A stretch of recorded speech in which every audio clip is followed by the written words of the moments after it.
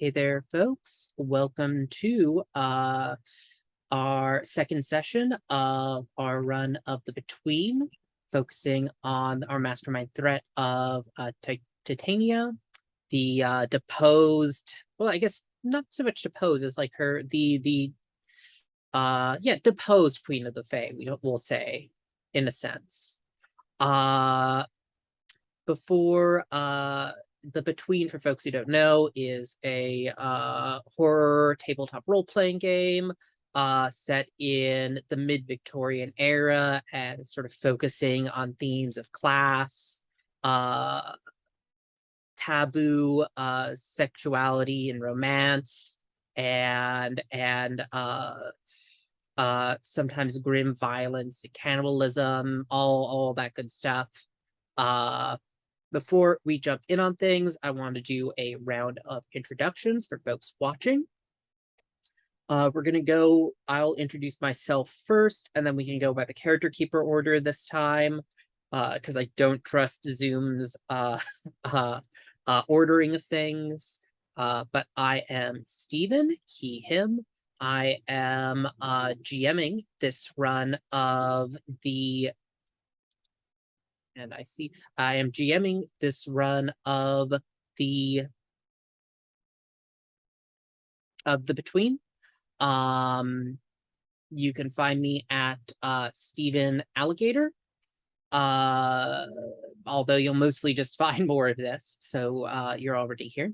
But yeah, if we could go around and start with who do we have here first in our keeper?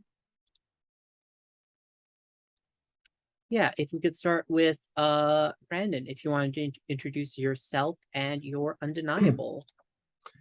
Yes, my name is Brandon, and I am playing the undeniable playbook in the person of the Countess Annaliese von Thorn, who claims to be Viennese nobility.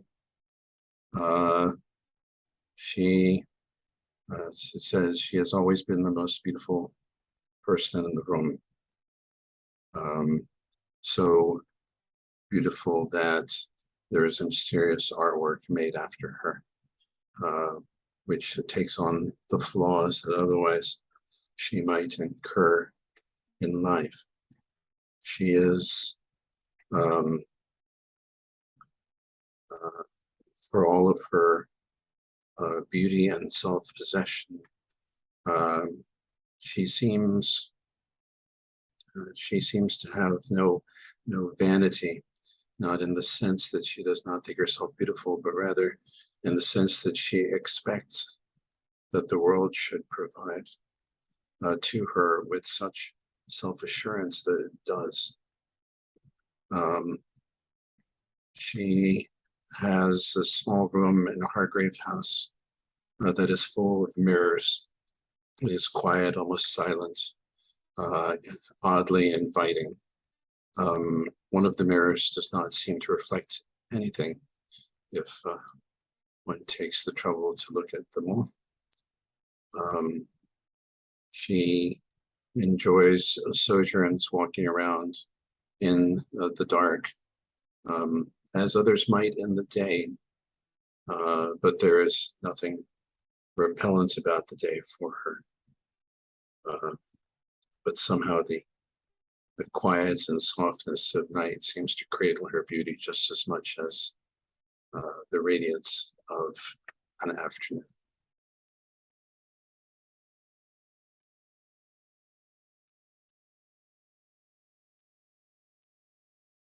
Great, and if you would like to take it from there, David.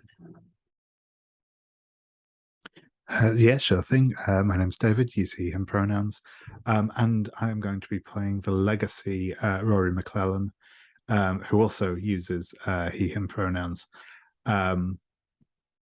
Rory is from a family of monster hunters, originating in Scotland, though he is now living down here in London with Hargrave House, or in Hargrave House, I suppose. So So Rory kind of tends to varies between sort of like Highland dress with a sort of loose shirt and a kilt, or will also sometimes wear brightly coloured tweed suits, well cut fit. He carries a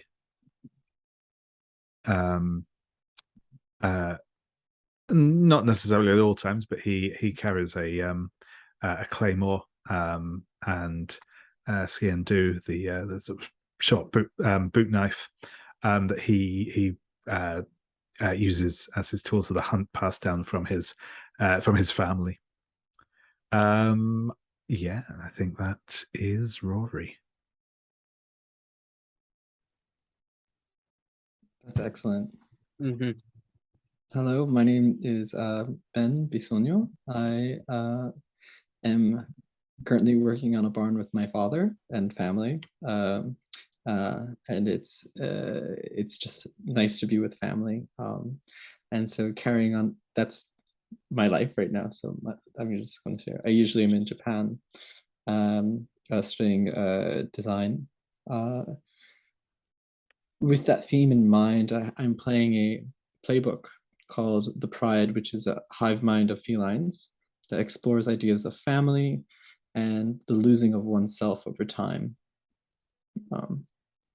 Yeah, I'm excited to play with all of you. Just so you know about the character a little bit, Kazoku Isis um, is a hive mind, of course, and we have been introduced to a variety of little felines, some with top hats, some who are have no fur, and they're all interested in how humans live, but also about the tenets of Hargrave House. Like, what are these people and what make them tick? It's these such curious fellows. I'm just excited to find out about all of you.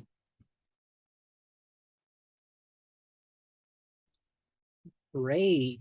And yeah.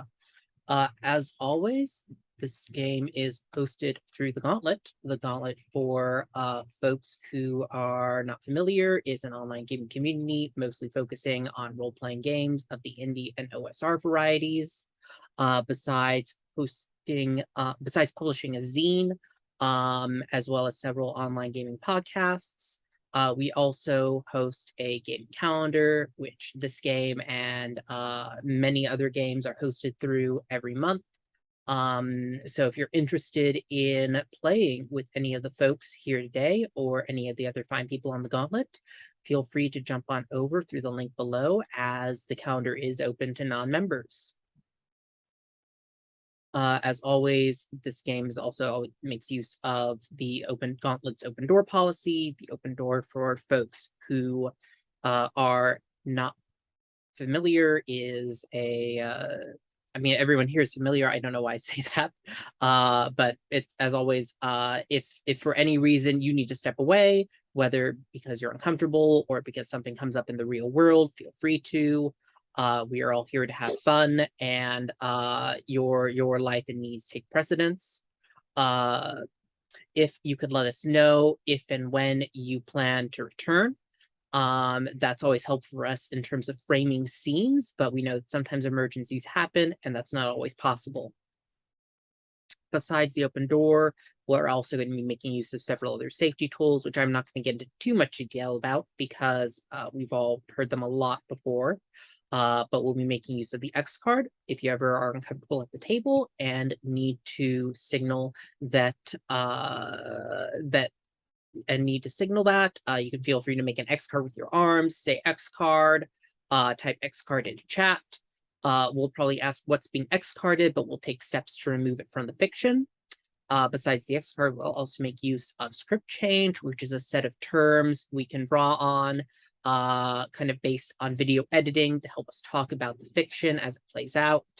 And then finally, we're also making use of lines and veils, which is a living document we put together before play starts and check in on at the start of every session. That is basically a set of topics that we want to pay particular attention to, safety-wise. everyone here, I'm sure, but everyone's cool on the safety tools as I've explained them. Cool. So, where we kind of left off, before we kind of jump in on the action, there were a couple masks I know were marked. One, I'm gonna wait for our fourth member to join us here, but David, and I'm wondering if you could also update your name here on Zoom. But I believe you marked a mask, correct? Or was it I believe somebody marked a mask of the past. Yes, Joker. I did. Yeah, would you like to give us that mask flashback? Sure thing. So I just finish typing. Yeah, cool.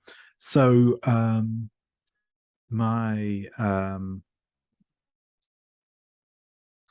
my prompt for the Mask of the Past is gone the wrong way. There we go. Yeah, so narrate a flashback to your childhood that shows the first hunt you went on, and what about it disturbed you. So we see a flashback to the steep hills covered in heather and gorse, lightly wooded, around Loch Lomond, where a much younger Rory is stalking through the early morning mist. We see sort of movement of a few others around him. There's a man, middle-aged, with him, probably his father from the looks of him. And he holds up a hand to stop the silence and indicates across the hillside they're on, where a stag is grazing. Rory lifts a bow, sights down it, and releases it, giving a little gasp as he does, as the arrow flies straight and true, and hits the stag, dropping it. They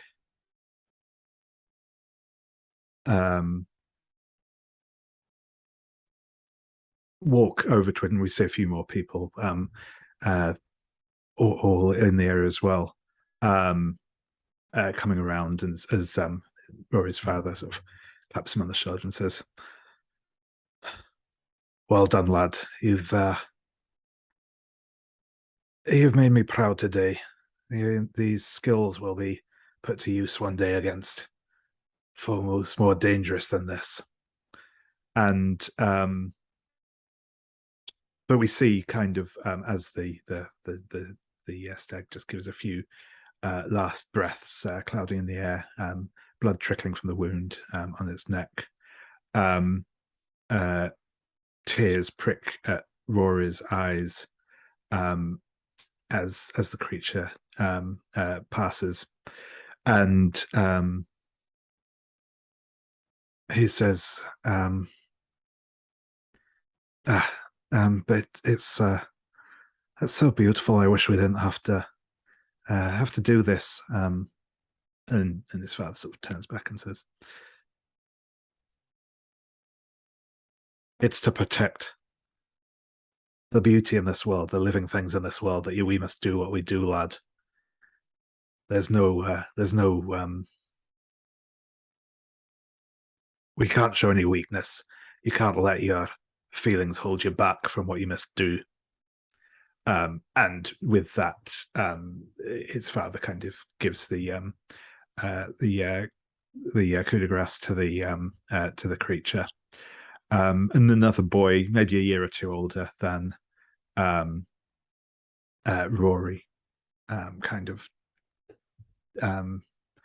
sticks his thumb into the blood and makes sort of a cross on Rory's forehead with the blood, but then kind of in a moment of sort of playfulness, sticks his bloody thumb between Rory's lips as he kind of tries to jerk away, and the two sort of get into a kind of a play scuffle before their father, before his father kind of breaks it up, and they head back on down, sort of start bringing the stag with them to take back home.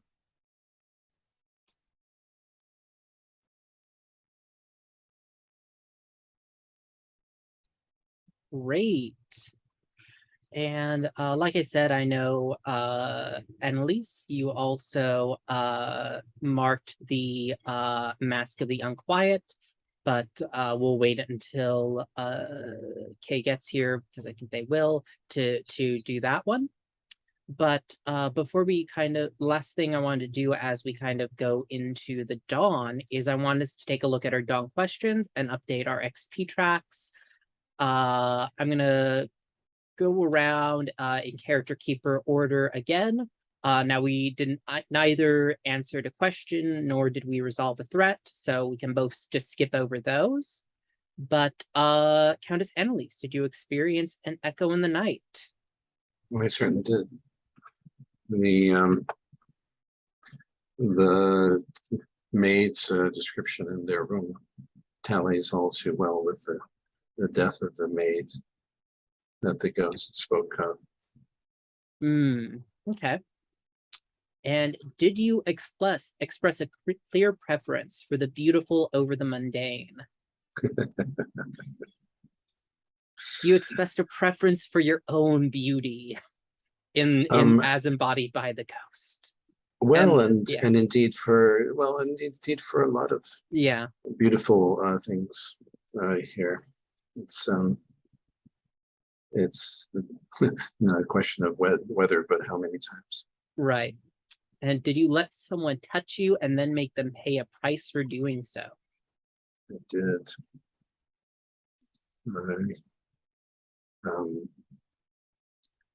Yes, Taliesin touched me, but did not get away unscathed for it.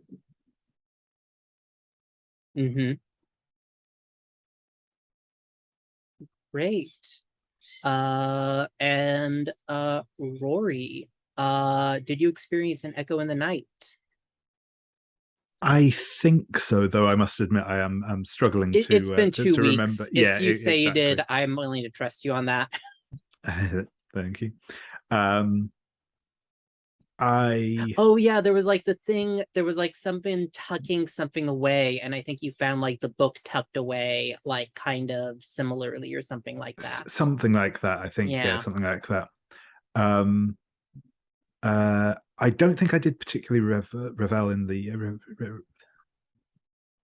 the thrill of the hunt last time. It didn't feel like that one came up. Yeah, you were kind of ill at ease. Yeah, though I did taste someone else's blood. So yep, I did manage to get that one in. Great. So you can take 2 XP. And Kazoku. Did I get that right this time? Kazoku. It was very nice. Did I experience an echo in the night? Yes, there was something about the scene with the responsibility of one of the maids was to handle some women's business, which was red, and that came up again. The blood spattered across the room in the attic. Yeah, one of the maids also had a drawing of like a favorite pet dog she had to leave behind. Oh yeah, I think so, maybe. Yeah. Did you learn in part the meaning of family? Did I? I mean, like something about the baby. You were willing to kill a dog to protect this baby. Yeah, maybe. I'm not sure if I learned that though. Yeah.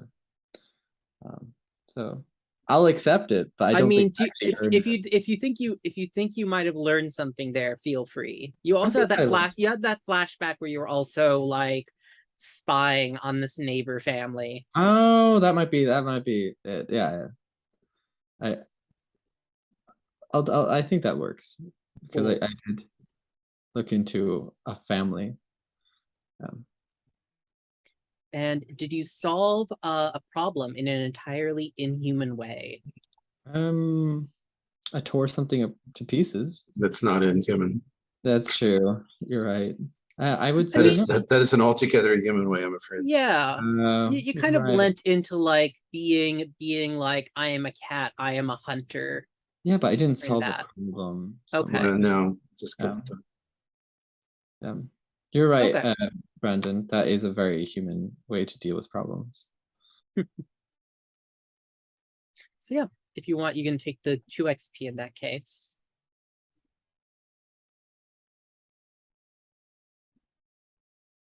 Thank you.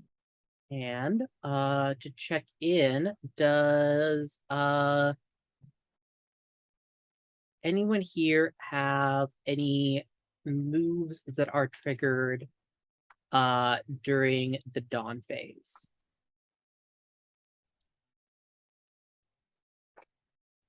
I don't think so. So cool. So in that case, we're gonna jump in then. I will introduce our new threat. It's I didn't copy over the opportunities, but I'll do that. It's one I remember David and Brandon got a glimpse of it in the other run before it became a servant of the mastermind.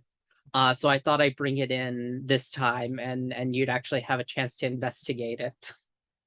But it is the miasma of Miswell. Is it Miswell or Miswell? Would you know, David? Probably Miswell. There's, Miswell. I think we had this discussion before that there is, it's not a real place name, but there is a place called Muswell Hill Okay. in London. But yeah. So I assume pronounced similarly to that. Yeah.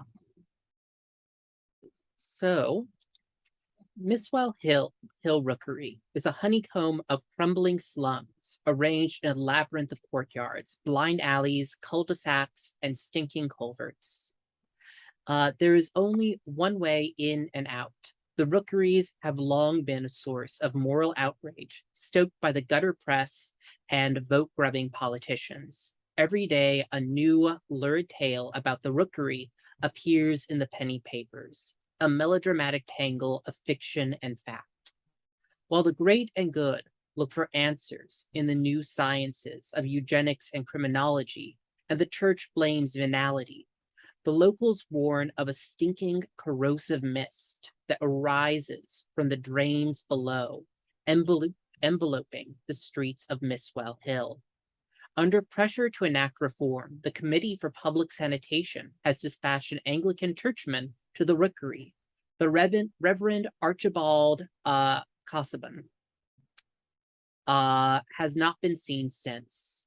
The folk of the rookery say the miasma is alive and that it melted the good reverend, even as he clutched his Bible to his chest and called for his God to save him. All that remained was a puddle of liquid viscera and a few scraps of black cassock stuck to the cobblestones. A letter arrives at Hargrave House one morning, hand-delivered from Whitehall. The committee is most alarmed at the disappearance of the Reverend and suspects foul play. Scotland Yard has offered no explanation, being reluctant to send constables into the rookery, and your name came up as investigators of unconventional cases. Rory, what does the story make you think about?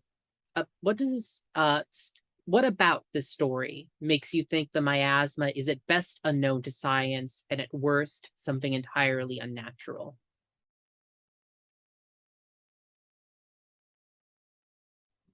I think um I think that some of the stories and legends that Rory heard from his family growing up, talked about the terrible toxic fogs that could be summoned by witches, and I think this miasma sounds very reminiscent of those tales. Okay. And Kazoku.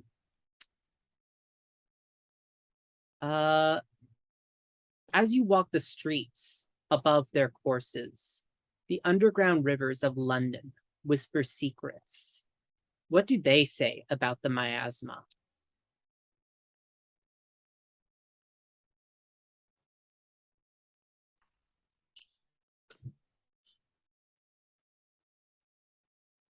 Well, walking above the rivers, I'm listening to the rodents as they whisper. They run, they flee from the waters.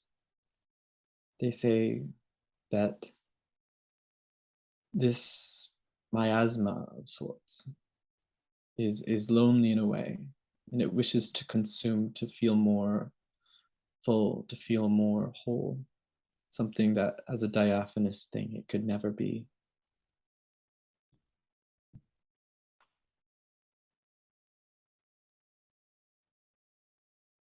Cool.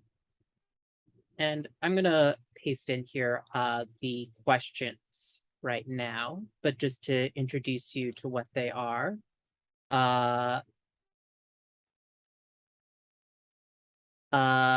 The first question you'll need to answer before you can get to either of the other two is the miasma generated by human hands or something non-human at work?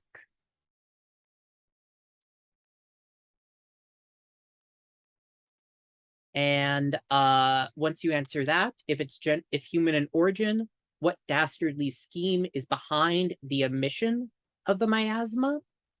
And if non-human in origin, what is the nature of the entity killing the inhabitants of the rookery?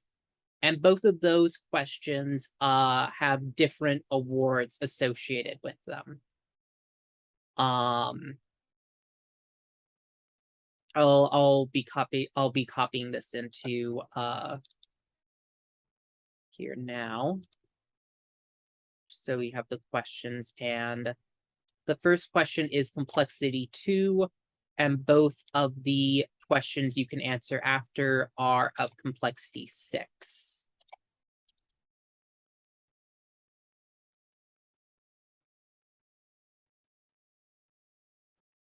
So yes, that's our new threat. And I wanted to find out from each of you, what do you think, I'll go to you first, Kazoku. What is Kazoku getting up to during the stay phase? Yeah, I'm going to use Blight. Well, Kazoku is going to be going through a he's going to be performing a score on a neighboring manor of Belgrave Square. It's part of one of his abilities, and in which he can obtain contraband and add to his personal quarters. And it's going to be through just one of the one of his identities, named Blight. Yeah. So he's going to be going to the residence beside Hargrave House with the father and the many children, and try to pilfer something, I think. To explore and touch and taste, and something to retrieve home for his own amusement, I imagine.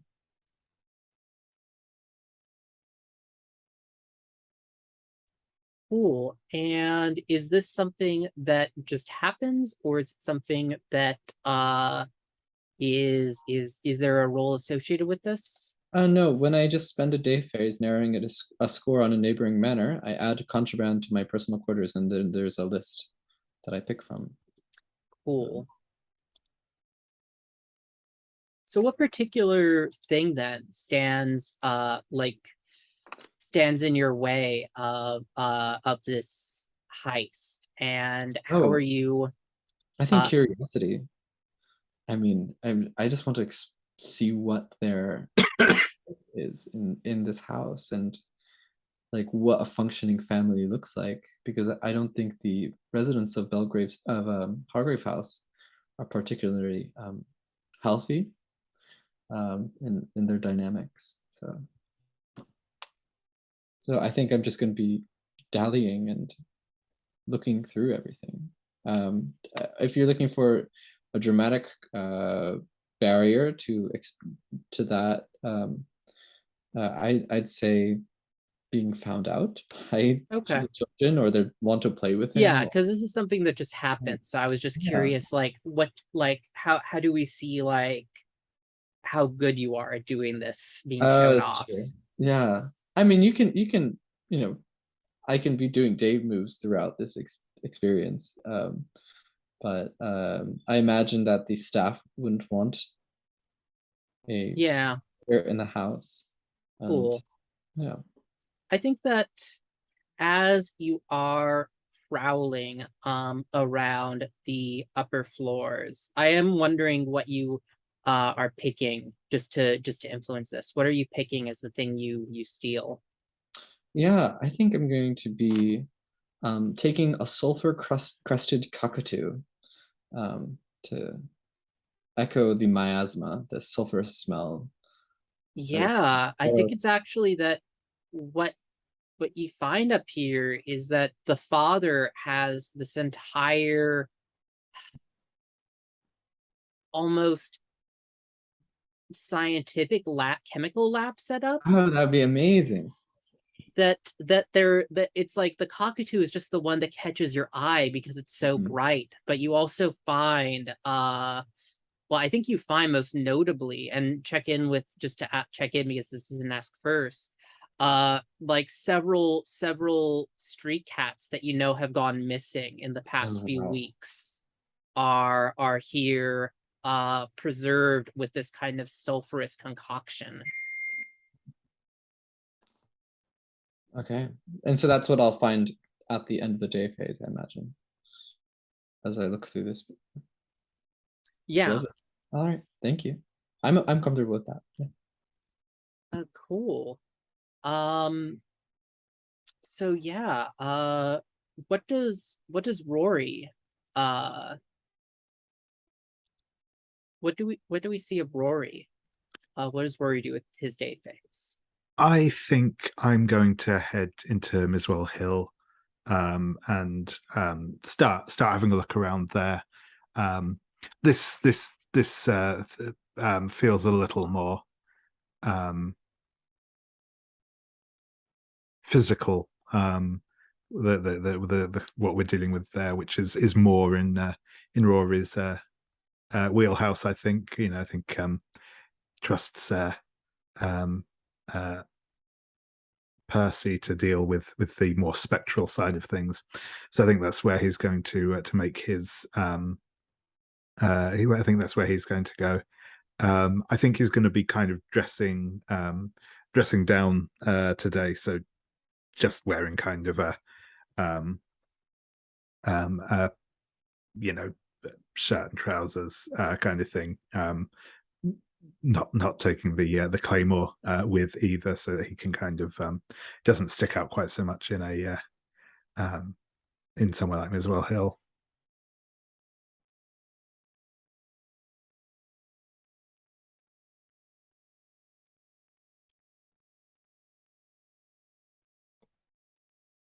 Stephen, I Oh, can't. sorry, you're muted.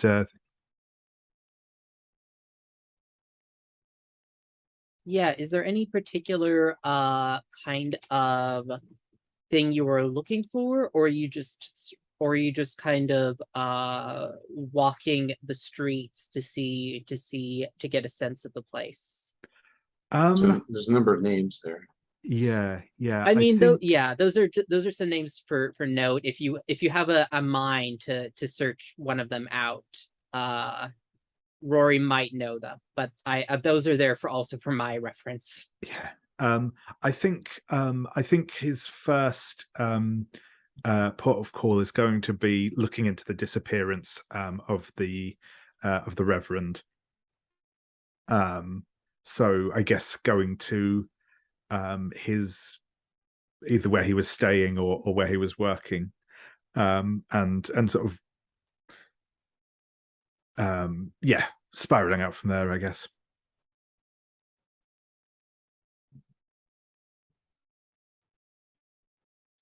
Cool.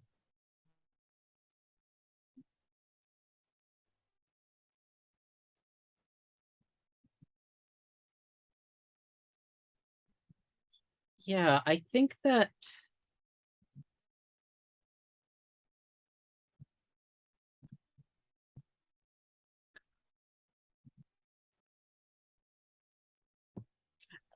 where he had primarily been based out of, and you get directed here by several of the locals who, give conflicting accounts of the story that's been going around of the reverend that had been melted into nothingness.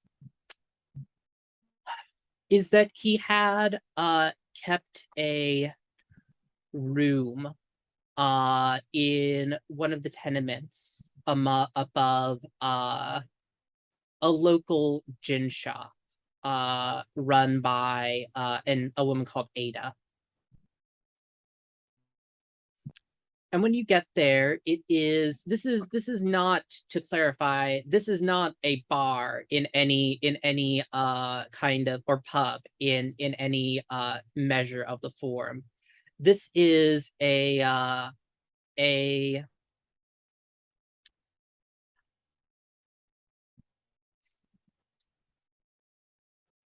creaky wooden room. Like, the gin shop is this creaky wooden room that overhangs an alley, and where you can see several bathtubs are filled with uh gin, where gin is being distilled into. Several of the locals are bring their own cups or mugs to pay Ada a halfpenny or two to fill their jugs with the gin. And I want to ask, is the gin here, it gives off this sharp smelling mixture. It gives off this sharp smell. And there's sort of a and this woman Ada throws handfuls of herbs and flowers from her pockets into the tub as she stirs. The gin, you can see, has this slightly purple tint, and a mist gently rises from it. As you stare into it, what sign of adulteration can you see?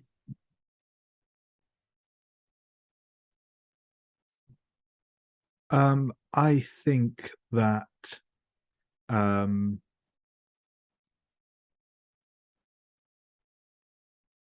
there's just on the on the top of the surface of the gin, there's just a very faint oily layer, as if something has been. It might be partially just some of the essential oils being leached out of the various aromatics being put in there, or perhaps something else has been added just to give the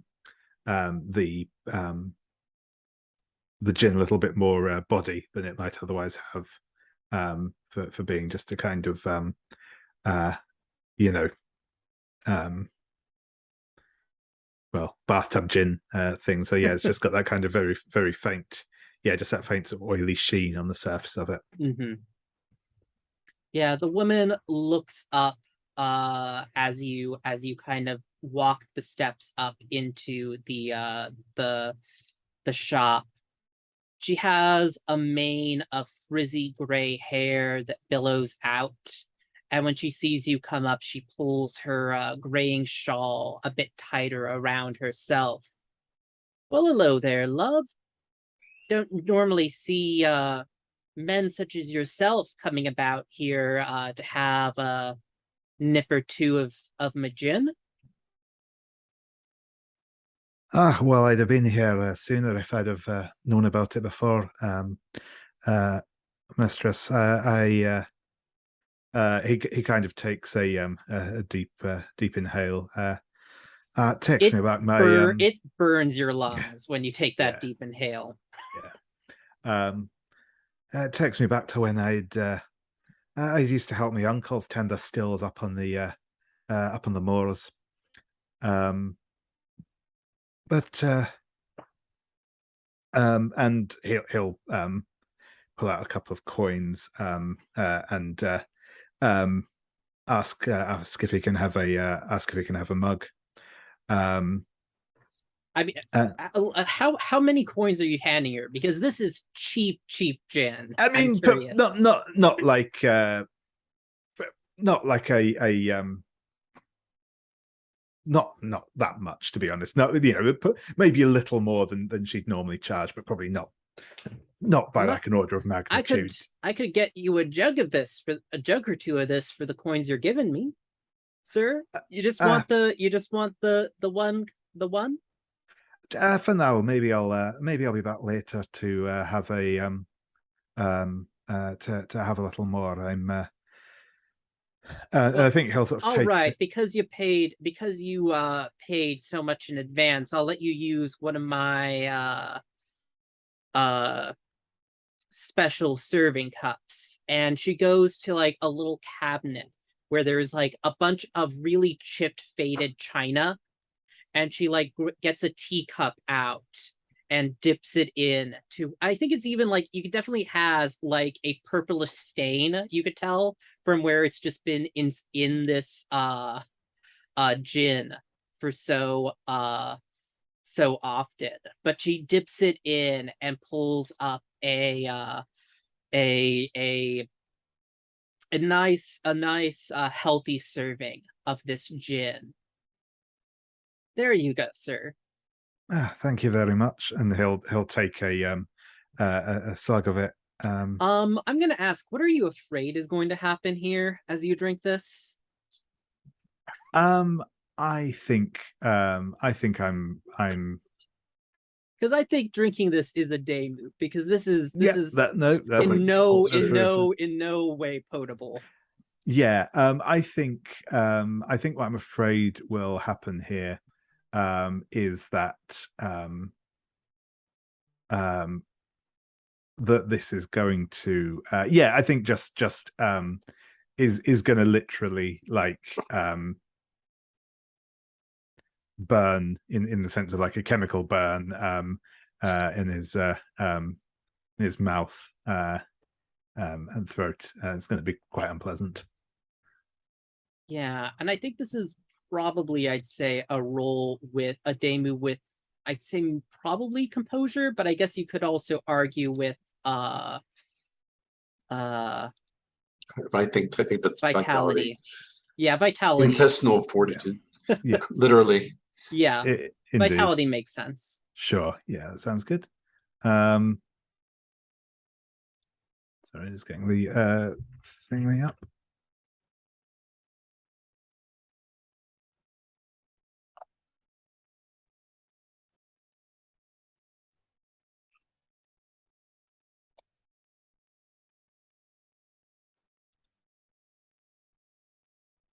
And that is a 6. Nice. Oh man. You're gonna get I'm rolled. gonna say here, and actually let me see.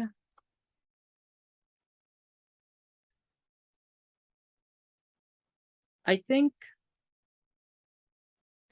as you try to force it down, I think that you just immediately are just filled with this sense of anger and resentment, like beyond just the burn of it going down. Like there's actually seems to ignite this fire of passion in you, and you just immediately like spit it all out the moment you get it down. And you can take the uh oh, what's that? Is this the right word I'm looking for?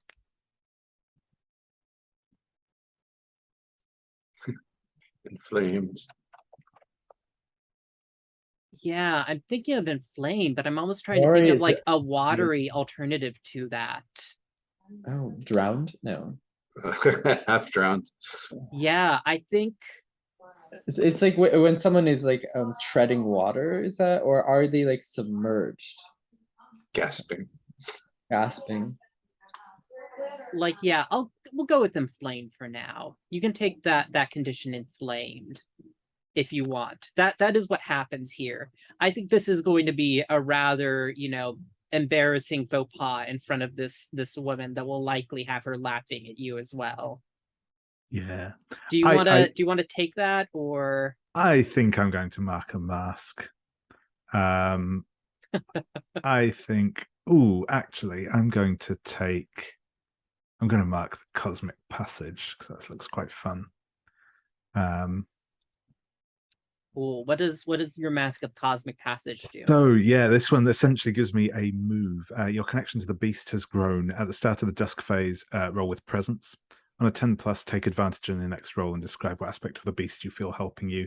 On a 7 to 9, as above, but take the condition bloodthirsty. When you okay, so yeah, no, that's just stuff about when the beast is resolved and stuff which won't be happening for a while yet, so that's fine. So yeah, I will take that.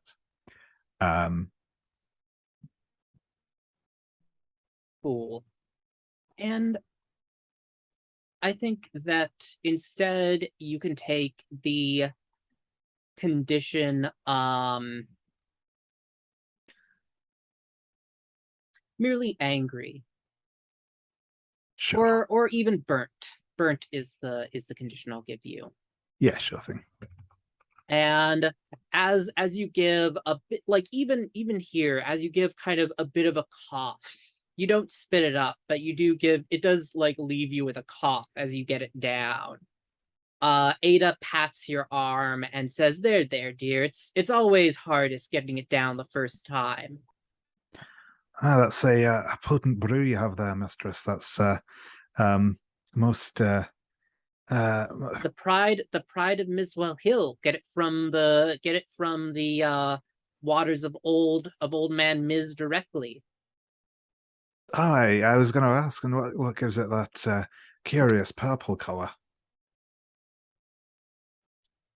Oh well, dear. Should an old lady really share all of her tricks with every young suitor that comes at her door? And she gives you a coquettish wink. I suppose. We should keep a few secrets, should we not? Although, and he'll lean in and say, I did hear about uh, the young priest that went missing. He was staying around here, was he not? Ah, yes, he rented a room that I weren't using for anything but storage up above. Cleared it out for him for a nice penny, and he was an all right enough fella, always talking about venality and staying away from the drink, but well, he was getting in league with that Dr. Charles, who I don't much like. But are you saying, are you kin of his or something like that? Not so close, but I'd heard about it, and I was as I was in the area, I thought I might see what was going on with that. Would you mind if I take a look in the room upstairs? No, it's not but priestly rubbish up there. You can paw through it all you like. Aye, well, I'll see if I can avoid catching too much religion while I'm there. So yeah, Countess Annaliese, what are you getting up to during the dawn phase? I mean during the stay phase. Well, when I my last the last thing I did was to be possessed by the St. James ghost, as you may recall, or at least to let them use my senses. Mm-hmm. And I think I still am. Interesting. The I am out in a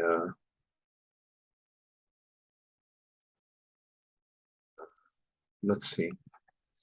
I think in a small flat boat on one of the London canals. There is I'm wearing a gown that seems to shift in the light, and is made of a material that, while it covers everything, it doesn't seem to, for the way that the dappled light reflects off of the water and off of it. It's deliberately confusing to the eye. There are part of that is because there are bits of metallic threads in the fabric, so that it casts odd reflections. On the boat, there is a little, someone is pulling the boat, and there is a little picnic luncheon there that is set up on it. A table with some cheeses and some fine grapes, and a bottle of wine. And the Countess has a cigarette and a long holder that she is smoking. And she is she takes a grape between the tip of her thumb and her finger, and she looks at it, she smells it, before popping it in her mouth, rolling it around the inside of her mouth, and then taking the tiniest bite of it, so that to draw the experience of having just a grape out as much as possible. Similarly, when she takes a puff on her cigarette, she allows the smoke to percolate in and around her mouth and out of her nose, and to linger there in this tiny little white perfect cloud before she exhales it.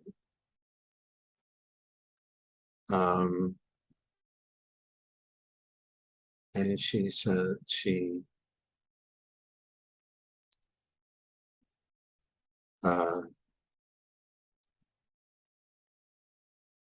everything about her says that the world here is exists in order to please her.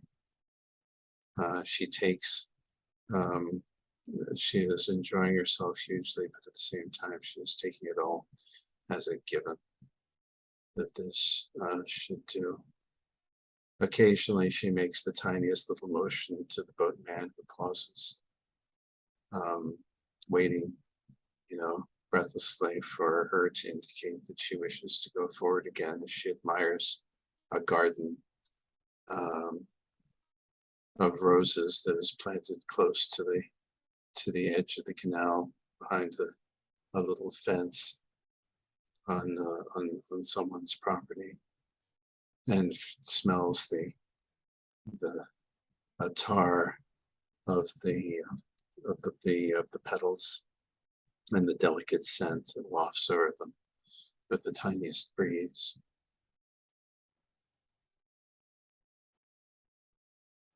Yes, I think as you are looking at this rose garden, I think a rail thin woman just kind of as your boat passes close to the shore of the Thames, she almost with a remarkably graceful leap just kind of leaps from the shore and alights onto the boat opposite you and just kind of settles herself down and just takes one of the grapes that you had been eating and pops one into your mouth. Aren't you a lovely thing? And I should What's your note, name? there is a kind of loveliness to her, but it is a loveliness that you can tell has seen much in the way of wear. Her hair, her kind of hair that is so blonde it has gone a pure white, is stringy, and her dress, while fine, is in tatters.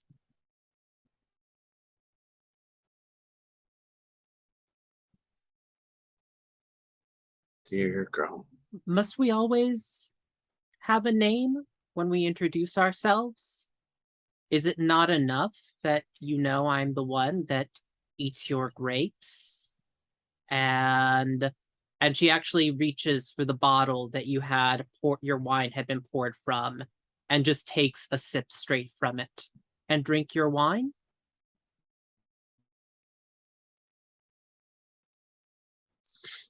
You don't have to have a name.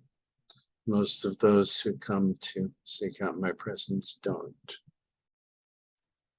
Have I sought out your presence, or have you sought out mine?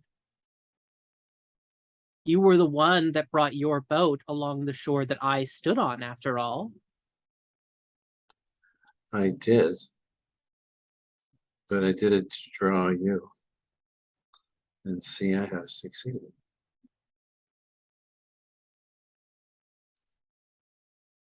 Oh, she grins at you. Oh, you have succeeded far more than you should know, as you are a hunter of monsters, are you not? Among other things. But it depends what you mean by monsters. Some would say I'm a finder of,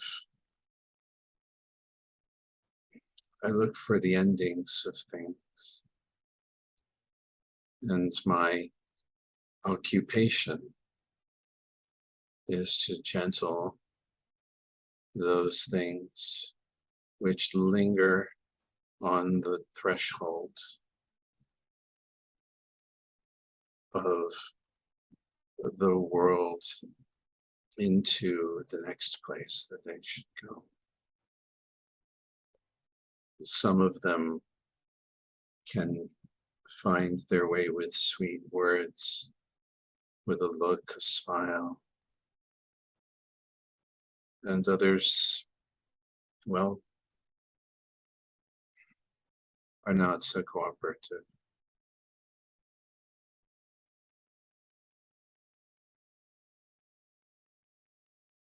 Which are you?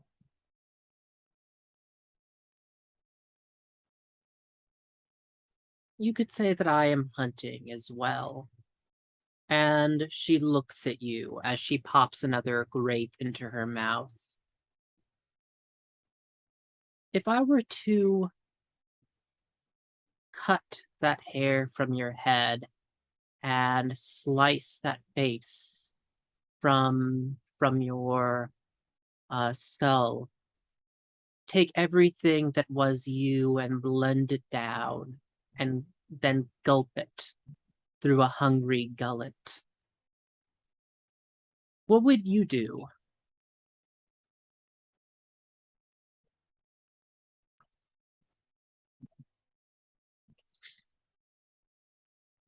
I would transform you. You surely don't think that you can dispose of me by removing my outward appearances. You don't think that, do you think that this beauty is the evanescent expression of momentary youth?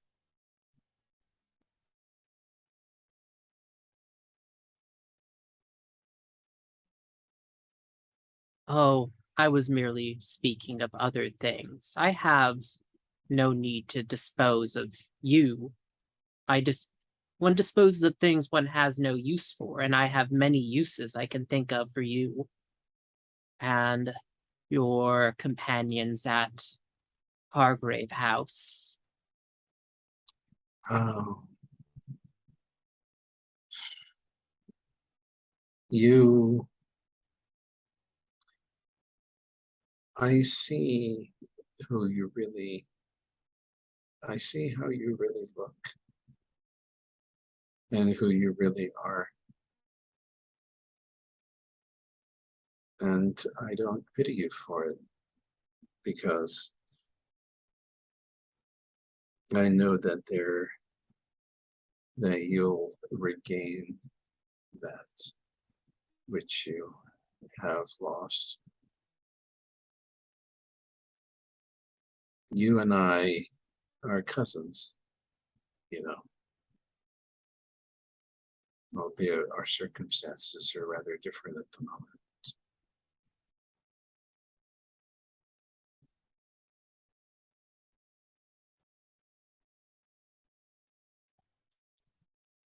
I am no one with your sensibilities and appreciation will long be repressed, nor should you.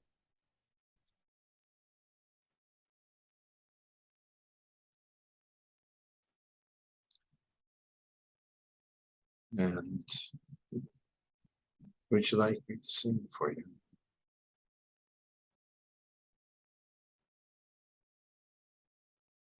Or do you just want to share what we have here?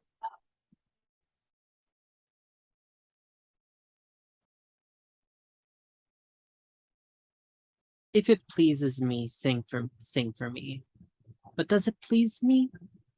And there's a pause as she pops another grape into her mouth. Yes, I believe it does.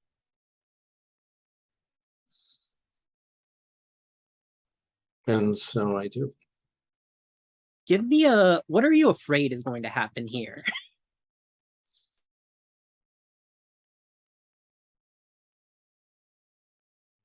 I'm afraid that she, well, I believe that she is, I believe that it will provoke a paroxysm of rage. I think she is already on the edge of being angry, more at her own situation than at anything I have done.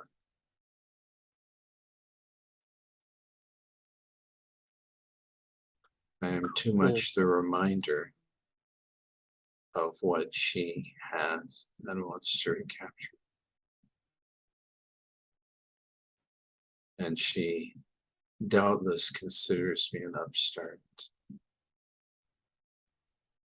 Yeah.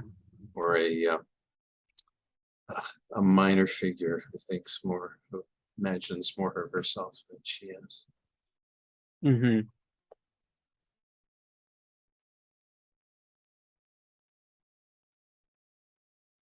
Uh, give me a roll here. With plus presence. I don't think you have any conditions, right? I do not. Yeah. So right now it's going to be a flat roll. Do you have any any like parts of your personal quarters you'd like to mark here? Um,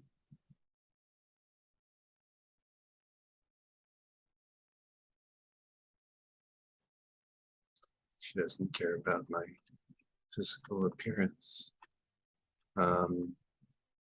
But yes, absolutely. Nice. The keepers doing fun things. Excuse me.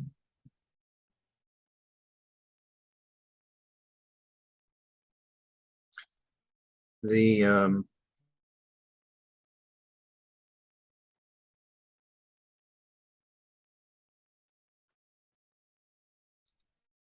yes, I'm wearing the locket Mm-hmm. that's shaped like a heart. And I touch it as I sing.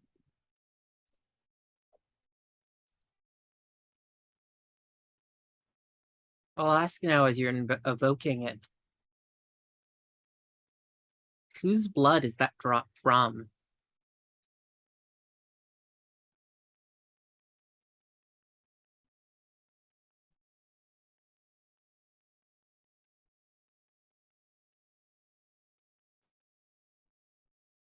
That's a drop of blood.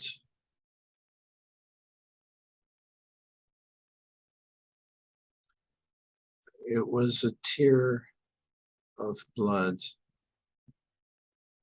shed by a child who had been run over by a carriage, an urchin that no one cared about. He'd been flung to one side and was lying there dying in the street.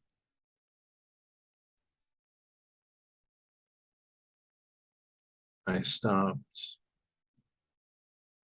and I, in all my finery, knelt there in the gutter and I cradled its head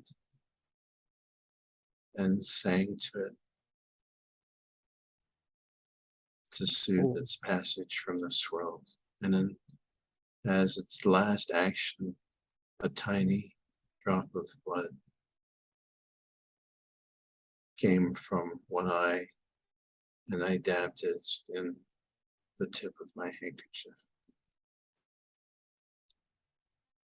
Cool. Give me a roll with 3d6 plus presence then, and we're keeping the highest two.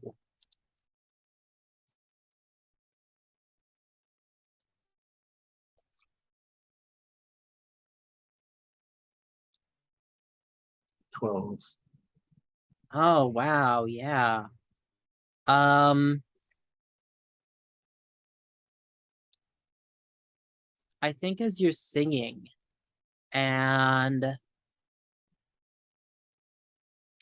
you can feel her attention on you and pass down to the locket.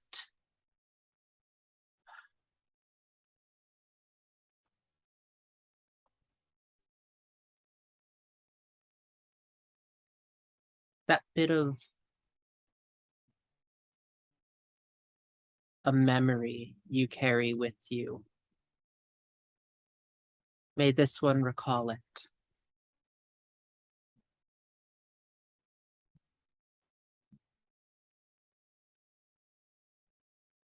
Yes, of course." I take the locket off and I pass it to her. And she closes her eyes and opens her mouth slightly. There is so much pain in this city. There is. I do not know why you choose to feel it. Because that is what I do. Your realm is, you have the good fortune to have your own realm. Or you did.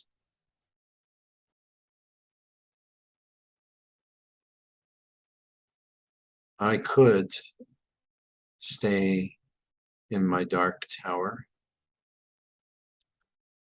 and gaze into my mirrors and pretend that the pain in the world didn't exist.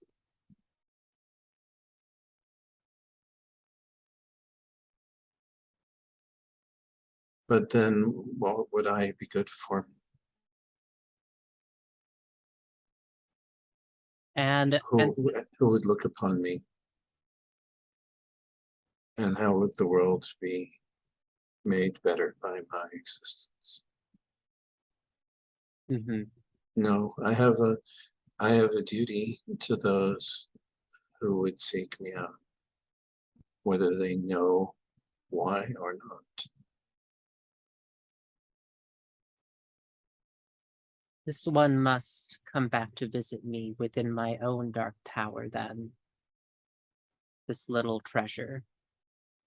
And as she passes the locket back to you, there's also a gold coin in the palm of your hand that glitters eerily, not quite catching the light as it should.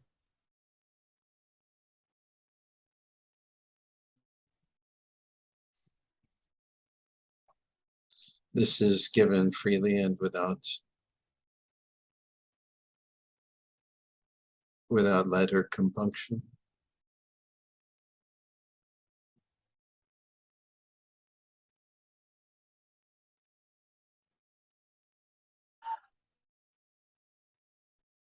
I give you nothing. And as she says that, the gold coin turns to dust in your hand. Find me in my tower, and I can receive you there. And it's at that point that you come near a dock, and with another graceful leap, she leaps off. And the boat continues on, and she stares as you leave. And that is a mastermind clue you get there for your 12 plus, along with an invitation from Titania to come Yes. pay her a visit. A gold coin that turns to dust in your hand. All right. Don't remember where mastermind clues go. Yeah, I'll add I- that. It's over in threats. Oh, there it is. Yes, okay.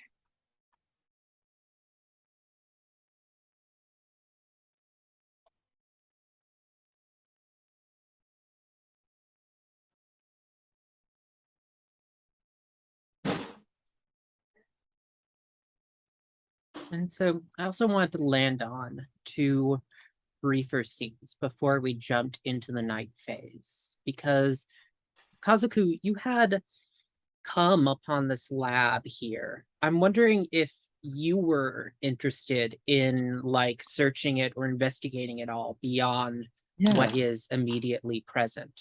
I think you have a moment here because of that move you made to get access. Yeah, I want to know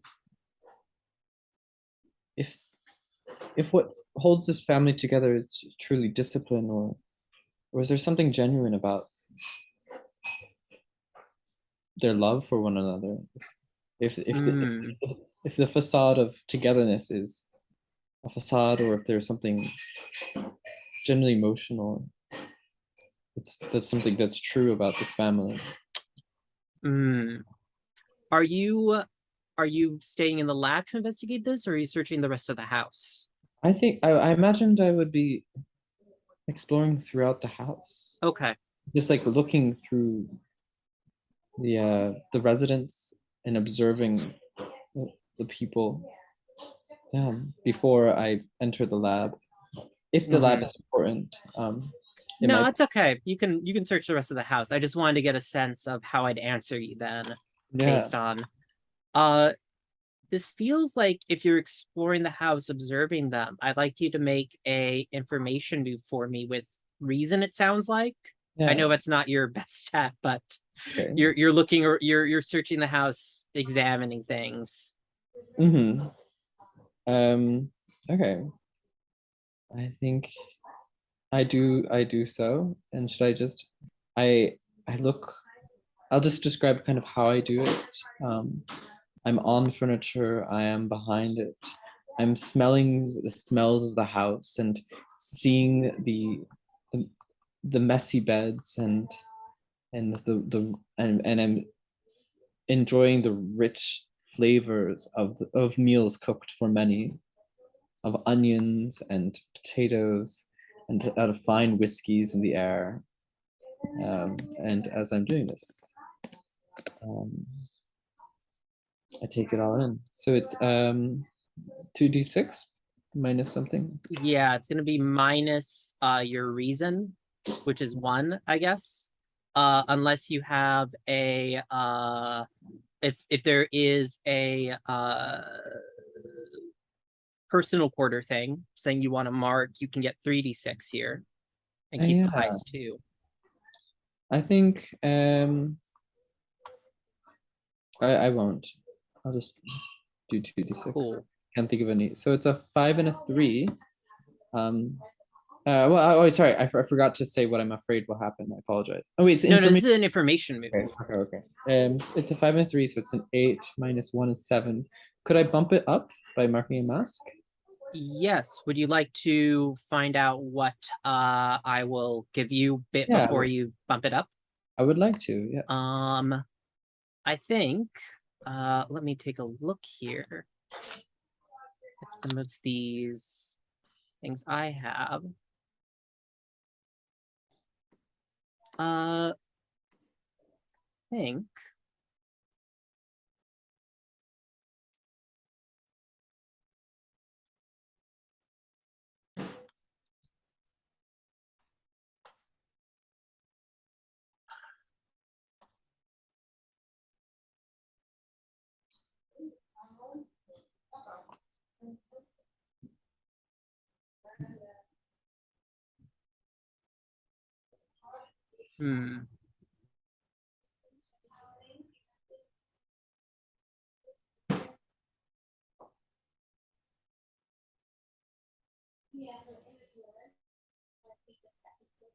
seeing if I could work one of these in. You need to have to work a clue in. Yeah, I do though, because I want I feel like this is a wonderful point to mark it in. I think actually, based on what you're coming across, I think that you have a moment here where as you are prowling through the house, and actually let me just double check our lines and veils here for safety.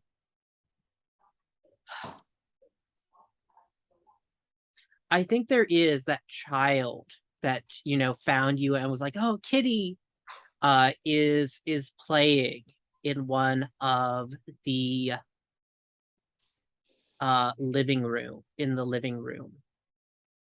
and he knocks over a vase and breaks it, and it brings the father in, and he looks down at the child and glowers and says, you know what we'll have to do now, don't you? You're going to need to take your medication. And he pulls out a vial and like an actual syringe. And the vial has this purplish tint to it as he draws it up and kind of takes the child up against himself, almost in a hug, and then pushes it into the femoral no, not femoral, that's down below, into one of the arteries of the neck and injects it in. And the child gets woozier and then falls asleep. Is that okay with folks? I'm a doctor, so Yeah. And then he presses a gauze to the child's neck and bandages the wound. And kind of almost letting the child slump down to the floor, half asleep, he pulls out a notebook and makes a few pages, makes a few notes in it. And I think that he leaves that down on the side table as he kind of tosses the child over his arm like a sack of potatoes a little bit, and leaves the notebook there where you can. It is a small notebook. You could grab it up with your mouth and run off with it. And that's the clue. A notebook detailing inhumane experiments. But I think that the condition I'm going to give you here is protective. Yeah, I think I'm gonna mark the gilded door. Okay. And what is your gilded door here? I'm scrolling up. Give me a moment. Narrate a scene in which someone fondly caresses you, and take the following condition, but most beloved, and this is normal. So they can tell other hunters they can no longer choose the gilded door on their own playbook. This does not count as being marked for them. I'm sorry, Countess. I had a special for you at the door, but that's the way it goes. Go ahead, Kazoku. You can, if you want it, Countess. I could not do the gilded door. If you want to be most beloved, you can, but it's up to you. I do. I am a cat. On your own play, you can ever clear most beloved, and I release a cat from my grasp and cross them off my list. Okay, so should I do the scene? I think we'll update what happens here, and then you can do the same. Okay. Because I think that. So I guess for you, what would be the better outcome here?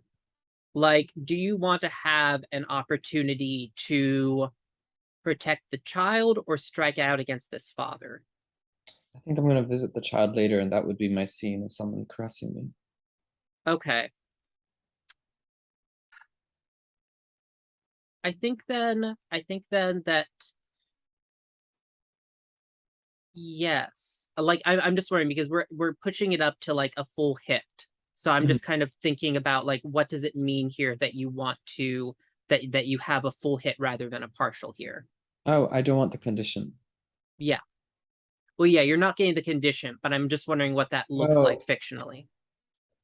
I think what it looks like fictionally would be. I think this does happen. But it's not like I would not like the child to be like permanently. It might be a pattern of abuse, but the effects of the drug are not permanent. Yeah. This is clearly something the parent has been doing for multiple sessions now. So it presumably for now is not permanent, but might become something in the future if there's no intervention. Yeah, I would not like the child to have like long-term effects from it. Yeah, cool. Yeah, that's fine for the 10. So you don't take the condition. Yeah. Okay. Yeah. Cool. And I'm wondering, Rory, you had made your way up to the to this room that was being used by the Reverend.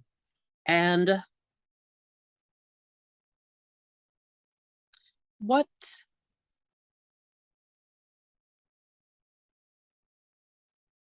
signs up here are there in his room all of the Reverend's unusual political affiliations.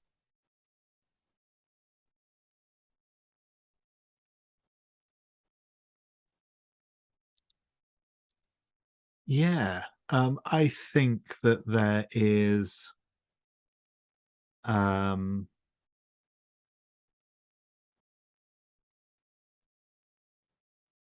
I think that there is a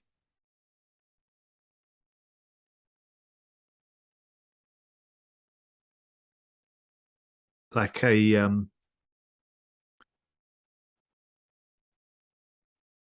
series of pamphlets about building, almost like building a theocracy in Britain under the guise of creating a new Jerusalem in a very Blake kind of way. Great. Yeah, there are these pamphlets scattered around the room. You could tell that perhaps some of the very valuable items have already been picked over here by some of the locals, but a lot of the uh pamphlets, the less expensively bound books, the clothes that were not good enough to be like resold at a rag pickers, all those things have been left behind here. But it's clearly this place has been made a bit of a mess of by the locals, who it's basically common knowledge in locally that the man is dead, even if no body has been officially been found. What are you doing up here?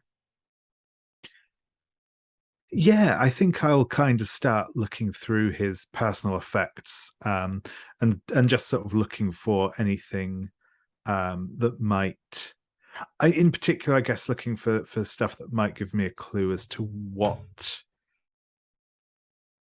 beyond the obvious what he might have been doing here. That sort of thing. But yeah, I think I just kind of, yeah.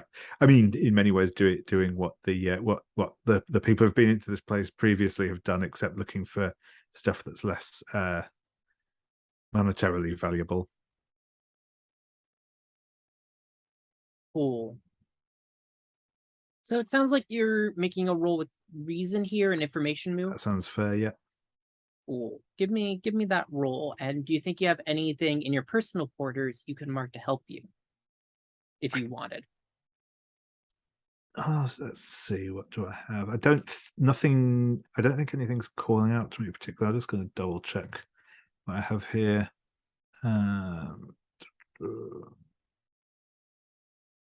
I don't think anything here. Anything I have is going to apply here. I'll just check I've got the right number. Yes, good.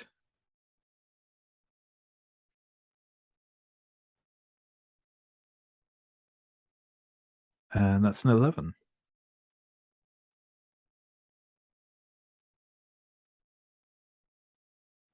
Oh, sorry, you're muted, I think. Yeah, so you got an 11. So would you like to, because you can, if you want to, get another mastermind clue, bump that up to a 12 plus? Given how my other rolls have been so far, I think I'll save the mask for now. But yeah. Okay. So yeah, on the 11, let's see here. I think that as you are searching through what has been uh left around here, I actually think that you find a few pages that have been torn out and stuffed into one of like his cheaper coats. I should even say, like, even this coat, its linings have been cut open just in case there was anything of value hidden in them. But you find in one of the pockets are several crumpled up pieces of paper that look like they were torn out of a journal. And it looks like probably something written by the Reverend, where he's talking about you know, some of the pagan traditions surrounding the river deities of the Thames and its tributaries that seem to still have some kind of, you know, folk following among the locals here. And so that's the clue there. It's pages of a journal, pages from the Reverend's journal detailing local river details about local river deities.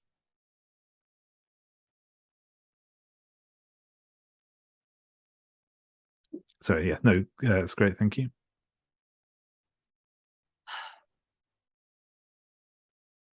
And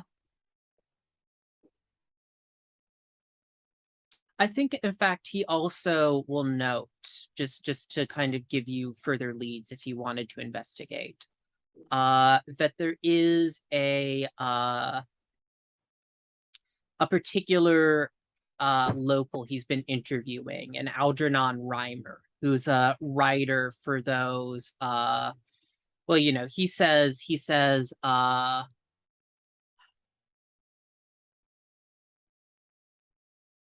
those low fictions that are popular among the rabble. Cool, thank you. But yeah, I think that with that we'll push into the dusk phase, if that's cool with folks. So first off, does anyone have anything that triggers with the dusk phase? I do now, yes. I have my the cosmic passage thing I just picked up. Yes, so the start of the dusk phase roll with presence.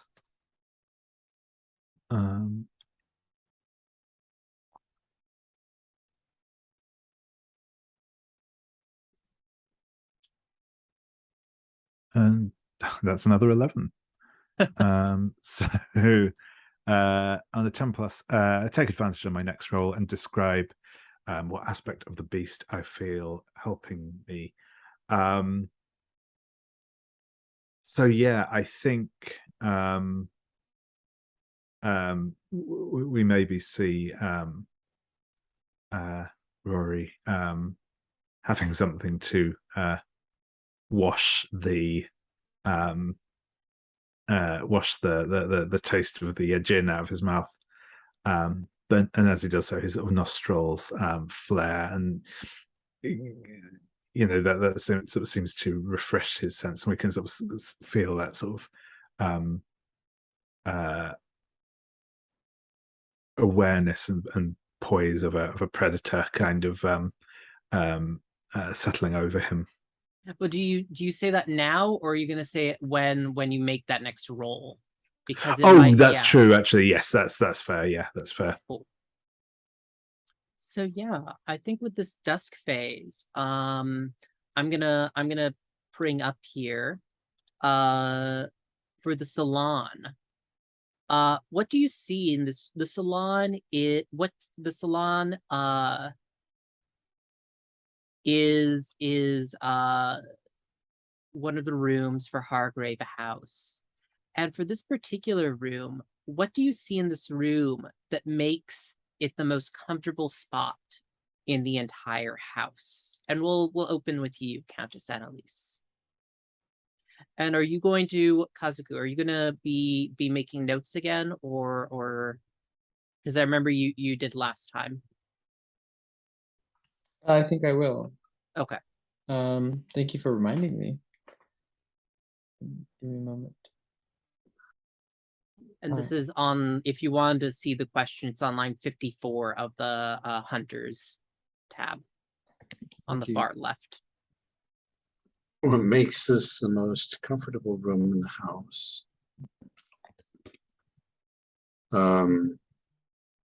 is that the fireplace draws perfectly.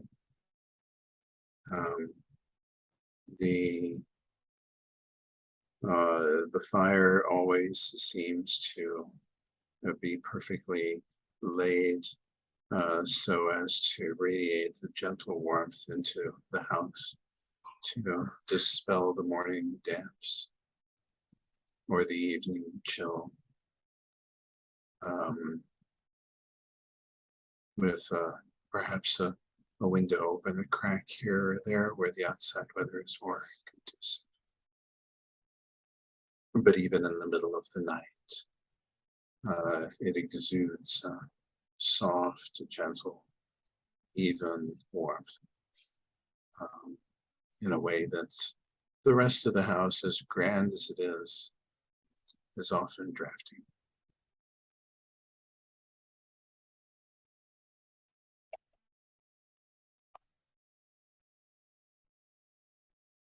And Rory, what do we see in this room that makes the most comfortable spot in the entire house?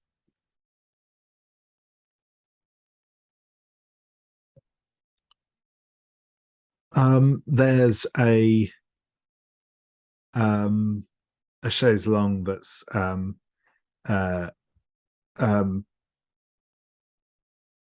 of Rory's favorite spot for sitting in. It's nicely firmly upholstered with and it enjoys sort of sprawling across it, and yeah, I think it's just that.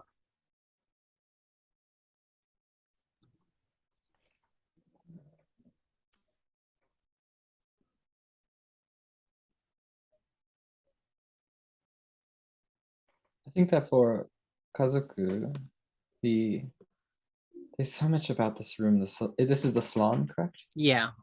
That is quite comfortable. First of all, there throughout the house there is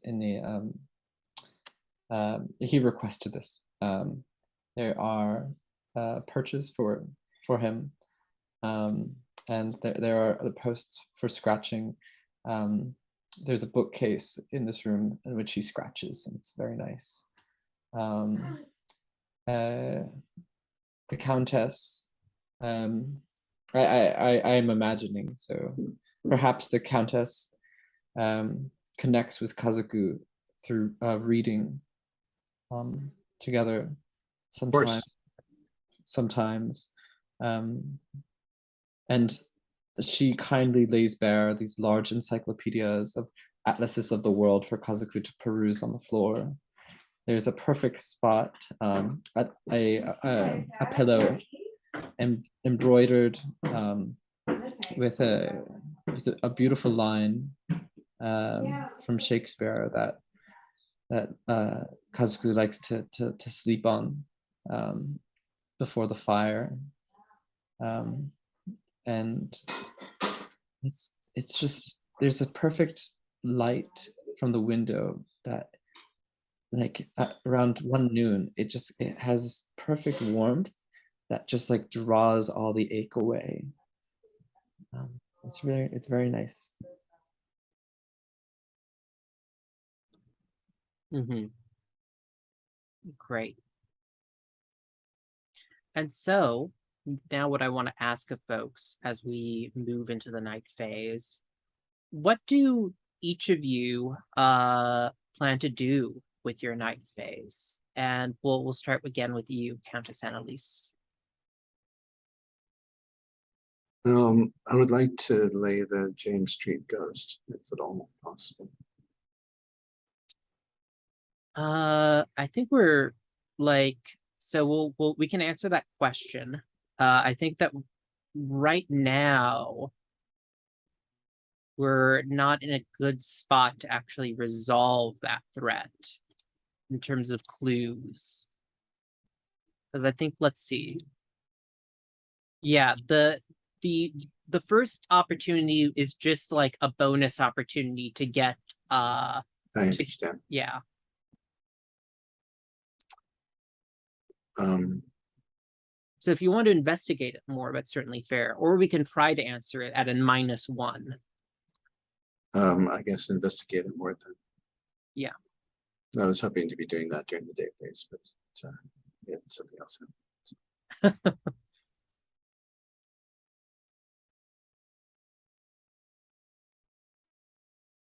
Yeah, how are you going to investigate?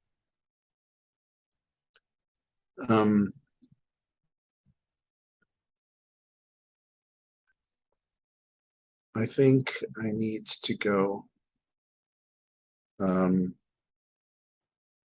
and spend a little time in the nursery in the attic. Mm-hmm.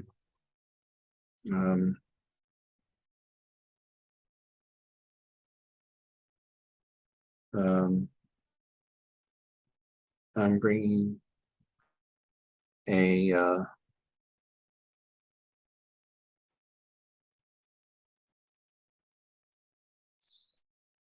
I'll bring a doll.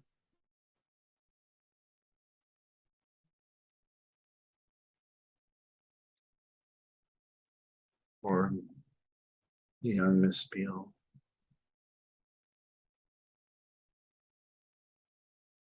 Cool.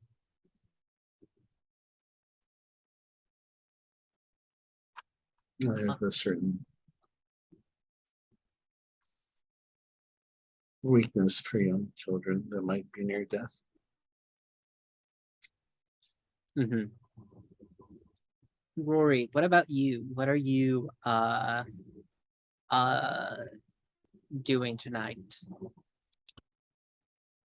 Yeah, I think I'm intrigued in continuing to investigate Miswell Hill. I think specifically, I might actually I'm interested in like kind of charting out the river Mis, as was referenced earlier. But I think I am also interested that that reference to the Algernon, the writer. I might check in on him. I think, and see what he knows. Cool. And then Kazoku, what are you planning on doing tonight? I would Kazoku will accompany the Countess and support her in her trial. Well, her endeavors. I'll tell you the story of the lady that I met today. I would love to hear it. I should also note that in the journal, because I was gonna wait until Kazuku actually could bring that journal back to the group that you had picked up. There is a reference to a Dr. Charles that is in that lives in Miswell Hills. I mean, yeah, Miswell Hill. Just to also bring up that just to also bring that in. But cool. So yeah, I think that we will take a we'll how about we'll open the unseen and then we'll take our break and jump into the night phase. So the unseen I am looking at here, let me jump over to there, is on line 11, column G, moonlit mudlarking. The Port of London is one of the busiest in the world, and with so much cargo being loaded and unloaded, the odd crate ends up overboard. The ebb and flow of the Thames deposits this lost cargo up and down the riverbank. Under the light of the full moon, the desperate or optimistic pick through the sucking mud of low tide, stinking of shit and rotting fish, in the hope of finding treasure. So the paint the scene question here I wanted to throw out for folks is, what debris from industry, trade, or home life is found washed up on the mud banks of the Thames? What does it tell us about the city? And I'll throw this out first to you, Kazoku, and then we'll go reverse character keeper order. Yeah. So the debris from industry and home life. I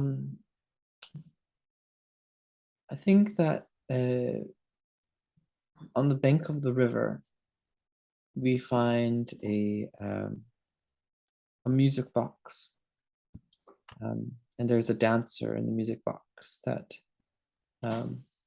is rusted and soiled, but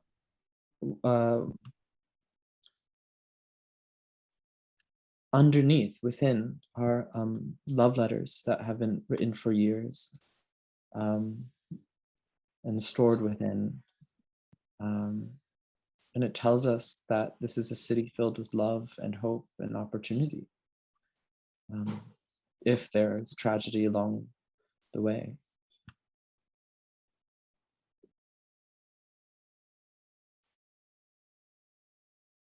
And I think as well we see sticking out of the mud in various places, bottles and jars marked with skull and crossbones signs on. These are clearly chemicals or poisons or other such dangerous substances in these bottles that have just been tossed out into the river once they're done with, which I think shows the reckless approach to health and safety of London's industry.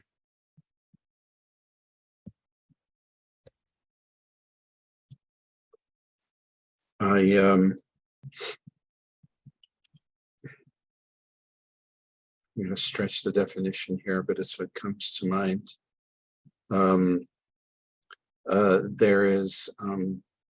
There's a coffin found washed up on the mud banks. Something which has been beaten about by the river, but was someone who perished abroad, who was being sent back home to be buried in London soil, except that a mishap resulted in its falling overboard as the ship entered the estuary, and probably during bad weather. And it reminds us that London is such a teeming metropolis that an individual or two can literally be lost in the cracks and the crannies of the city. And even if desired and not forgotten, they can end up where no one knows that they even exist anymore. Cool. And hey there, Kay. Hello, got the internet to stop being a brat. Yeah, glad you finally got to join us. We were actually just wrapping up the dusk phase now. Perfect. So I think if you'd like to give an answer here, what debris from industry, trade, or home life is found washed up on the mud banks of the Thames? And what does it tell us about the city? Oh, of course. So I think what we find washed up upon the Thames is a small, clearly cherished doll, a child's doll. And the interesting thing is it's in perfect condition. And not only that, there is a small note tied to it. Whatever writing was on it is completely illegible. And as it washes up, there in fact seems to be another doll of a different make and model, perhaps from someone who comes from a household that does not make enough or as comparative amounts of money as the first very eloquent doll. And it symbolizes the ending of childishness and childhood that is occurring for many in this city, as those who were brought in perhaps from an influx of boom of births, as many were making money off of these industries, are now becoming young adults and no longer toil with toys, no matter how nice or wonderful they are transitioning out of that phase in the populace. Cool. So Kazoku, you said that there was something you wanted to resolve your Janus mask before we jumped in here. Yes. I apologize for coming late. So we see a scene. It is when a child is recovering in the moonlit bed. The room, there are bunks where there are many children, but they are alone. There's a bandage on their neck. And you can see bruises and you can see evidence where this has been done before, and there's a thin blanket, and a shadow is cast from the window as it creaks open, and a shadow leaps within the room and onto the bed. And the figure, the tousled hair stirs from beneath the covers, and then they still sleep as Kazoku enters. And Kazoku, like a dream, begins to speak, cuddling and sharing warmth with this child.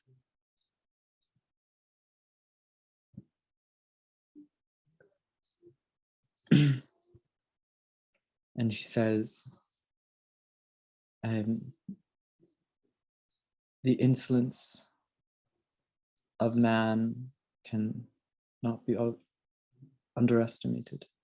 They spurn us ones who walk under their feet. And they would have us be quiet and gruntle on, sweating in a weary life. We are travelers, though, for they who are taller than us will disappear, and you will live long, my child. You will fly and be free from here in time, and your father, or those who would have you suffer, will find the sleep of death long before you do. Trust me. I fear I may meet my end soon, but before then, it would be my will to save you from this suffering, to have you either find love within your family or to punish those who would despoil our love, to curdle the love that's within you. The oppressor's wrong, the proud man's contempt. I wish to be with you now, for I fear my flesh will not be mine for long. I grow weary. Even now tonight, I lose part of myself. But you can have me for now, my child. And he says this, although it's not spoken, it is said in the air, and somehow the child, feeling the warmth and perhaps hearing the echo of this speech that is spoken to the ghosts around, to the shadows and the moon, stirs and looks at this bundle purring in his arms, and he, at first surprised, smiles and holds the beast. The warmth, the warm fur, and the tuffled ears. The child smiles, for this was not the first time that they've seen this feline visit them, but it is the first time they have let them touch them for true at length. Oh. And the camera turns from this warmth to the cool light of the moon, and that is when the curtain is pulled.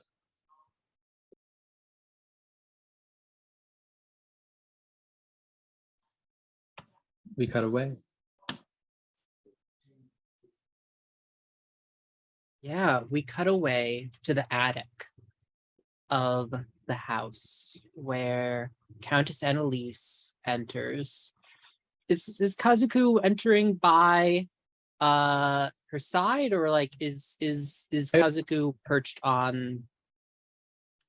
I would imagine Annaliese would have me there with her. Yeah, no, I'm just wondering if Annaliese would deign to have you perched on her shoulder. I'm curious. I'll open the window, of course. Okay. Yeah, and Annaliese, who comes in? I chuck you under the chin, Mm, and stroke a perfect finger behind one ear. yeah, I think it's a chunky pumpkin-shaped nibbelong with an underbite who you are caressing at this moment. And he says, "Oh, Countess, you are magnificent this evening as always. Thank you for having me with you and opening the window." You are fond of children, as am I. Well,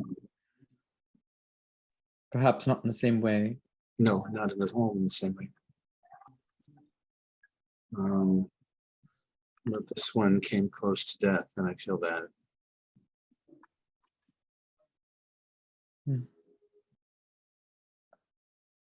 Countess, Yes.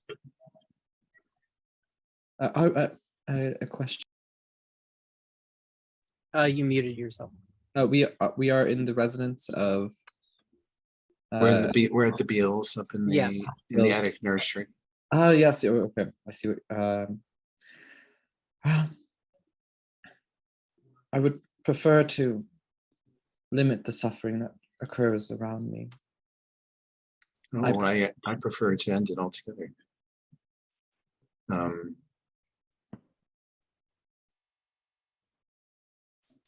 I'm curious here, Kazoku. It sounds like, are you triggering a moment, an intimacy move? I would love to. Because your advice is brushing up against dangerous people. Oh, that's true. Then the Countess, I think the Countess qualifies as a dangerous person and possibly even as a dark entity. At least sometimes. Yes, and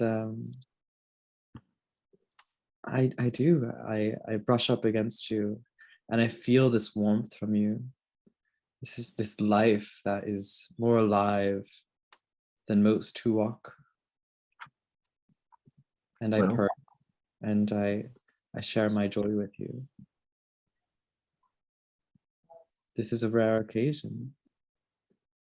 Here. Let me read the move actually.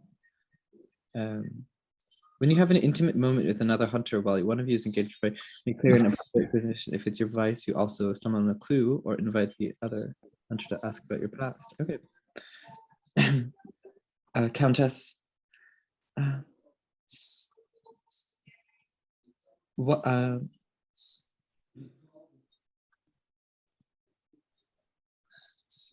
I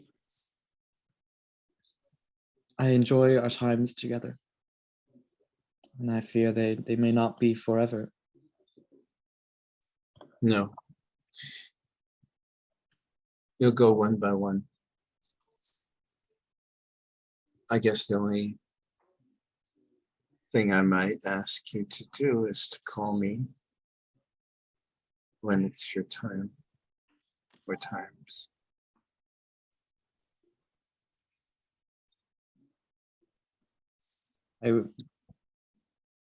I promise. My job is to see the transition, you know, Yes. and to, I don't think I bit you on the nose gently. I said, I don't think you'll have trouble finding your way, but you never know. That even the most cognizant cat might get lost if it died in a bad way. That's what happens to ghosts, you know. You can see ghosts. Perhaps sometimes in the shadows, Mm-hmm. but I fear I am a ghost more than others. I have never really had a body of my own. Have you not? And you, so embodied, so alive. I am jealous of you, my dear. Don't be. I am only what I am, and I exist because I have to. Because people need me, not only me, but those like me, to gaze upon, to fill their lives, and to be the last thing that they see before they depart. For something that doesn't change, to watch the change of others is quite fascinating, I imagine. My Countess, I have a question of my own. By all means. I am someone who occupies others, who I am a parasite upon the flesh. Yet you have someone within you, I sense. There's something that lies beneath your flesh. What does that feel like? I want to know what it feels like to be worn. Hmm.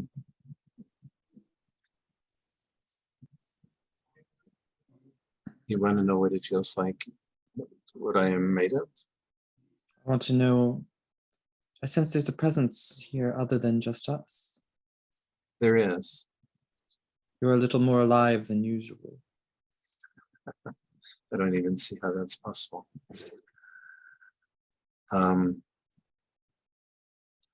Yes, it spoke to me last night, and it has chosen to stay with me. I think because it knows that I'm a threshold, and it very, very much wants to go, but it doesn't know how. That's what we're here for, is to try to find out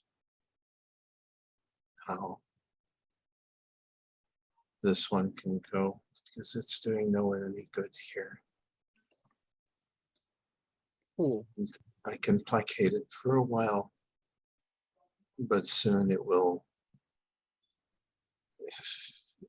grind its teeth against the futility of its semi-existence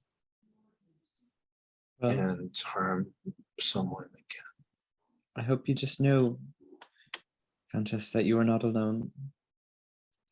I am here with you. Well, no, I have my kitty.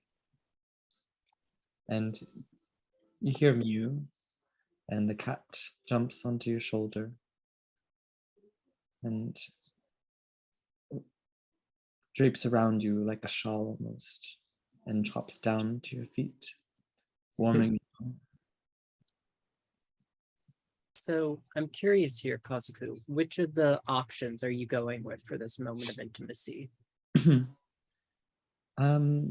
like a clue. I would like a clue, maybe. Sure.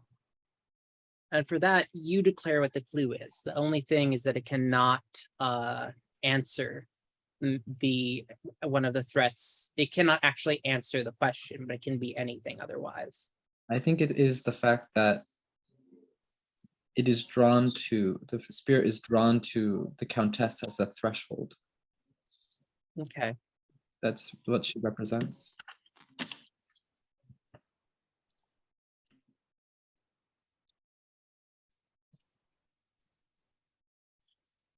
And I think, let me write this in.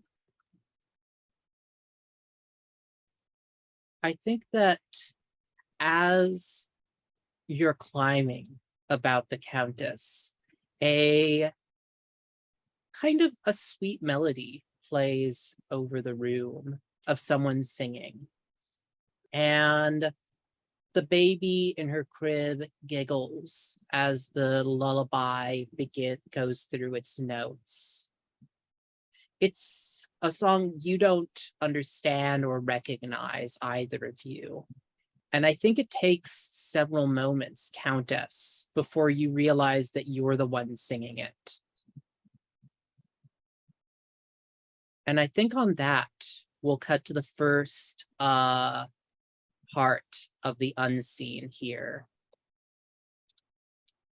So if we go to the unseen, Countess, if you could take this first one here. Sure. Two youths come to blows over a case of whiskey with a couple of bottles still intact. As they push and shove in the slimy mud, how do we know this fight is about more than just the find?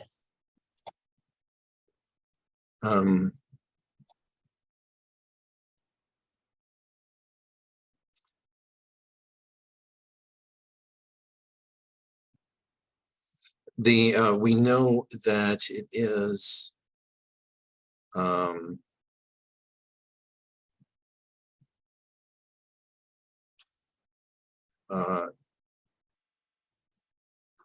because one of them says, old Tom, will reward me well for this find. How? And the other one says, reward you. I was the one who saw it first. And it's like, you'll not take this from me. Is I may not be left out in the cold again. He says, you'll do what I say. I am older than you. And anything that we find is mine. And I will reach the rewards from that. And if I deign to give you anything from it, well, then you shall have to be satisfied with that. He says, be careful. He says, I shall thrash you within an inch of your life. It says, oh, as old Tom would thrash you when you found nothing. And he says, and you're in for it now, Bert. Take that. And he punches, and he throws a blow that leaves a shiner on the other one's eye. And it becomes clear that that this is defining things is what allows them to basically that they have to find things in order to stay alive for their their uncle or whoever this is to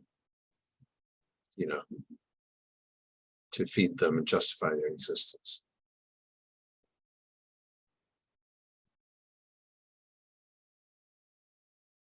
Cool, great. And I think as we leave on that image of the boys shouting over their find, I think we shift to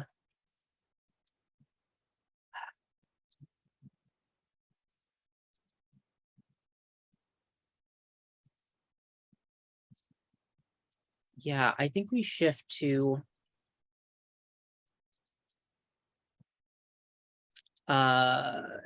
Percy, you said that you were taking a walk towards the rookery. And I think that there is, as I want to ask, since this miasma has begun to spread over, word of the miasma has spread, how have the streets changed in the past few nights?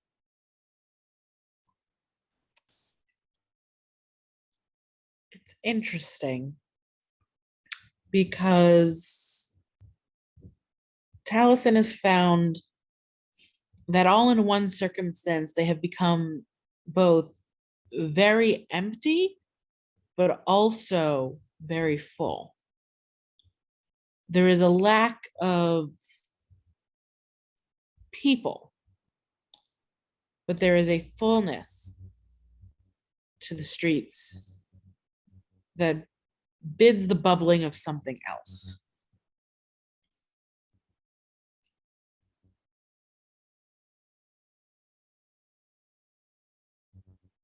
And the street you walk down is one that only those with absolute need to walk upon it and the people who have no choice but to be out on the street with this miasma about are the only ones upon it, besides you, of course. Mm. And I think that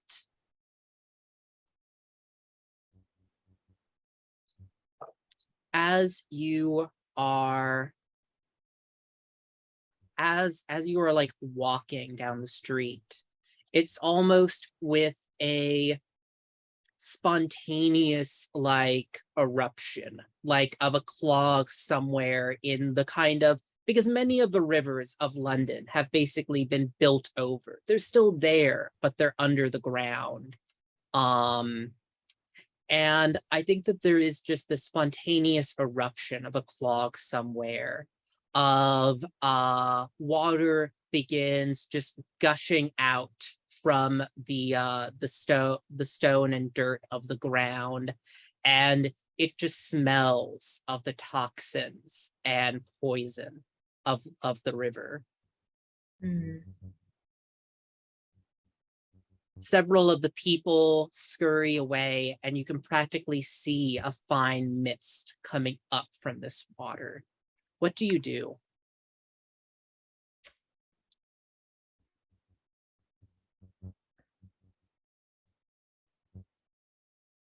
I think Talison's going to sigh, and as everyone else flees, he's going to bend and say, I believe there's something you want.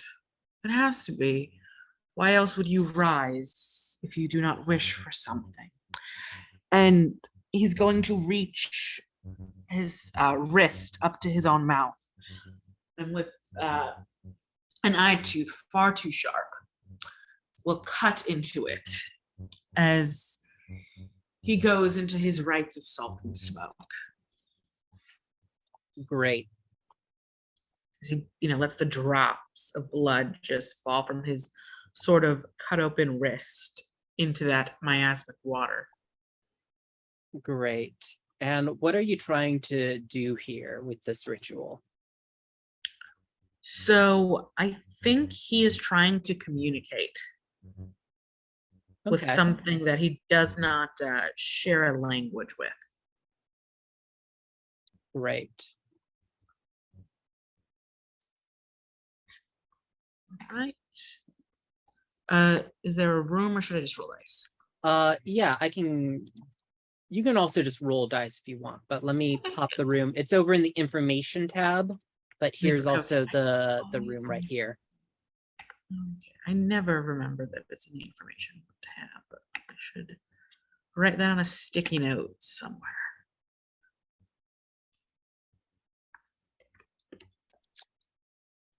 But let's see, do you have any conditions right now? I don't think so, right? I don't think so, no. Do you have anything that you would like to mark for advantage here from your personal quarters? No. Okay, I just think- thought I check. Yeah, no, I appreciate it. I think he's just going to do movement with this. And this is a roll with sensitivity, which I have a plus dose. So 1, 2. Oh, spicy. I got a 6.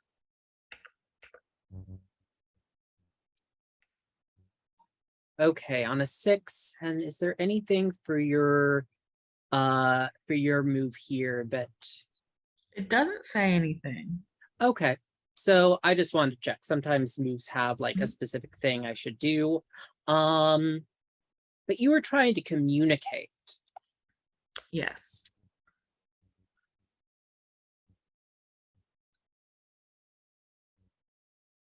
I think that as you are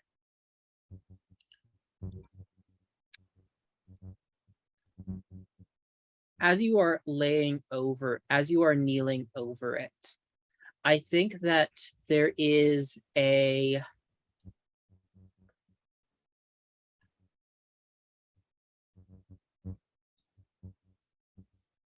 surge, a feeling of the river contained and corralled and poisoned. There is an anger and rage at that. And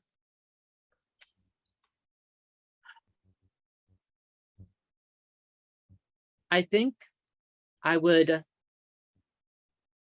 like to give you the condition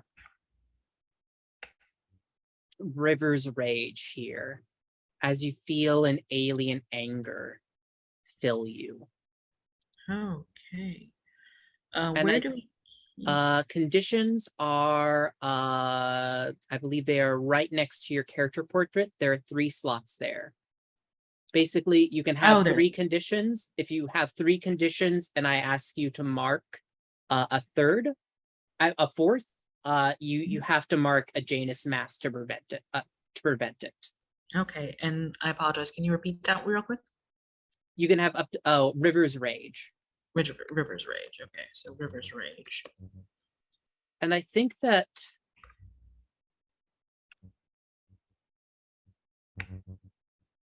here's the thing that I will say happens here. You wake next morning in a jail cell with no memory of what you've done. Ooh, so that means I missed the night phase. I mean, this is we're cutting the night maze. We're pretty close to the end here. So the night phase is going to close out. This will have been your night phase. Oh, I misunderstood. Okay.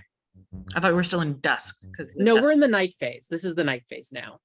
Okay, all right. Good to know for future. Would you like to mark a mask to prevent that second part and try to get something out of this move? Or are you cool with waking up in the jail cell with no memory?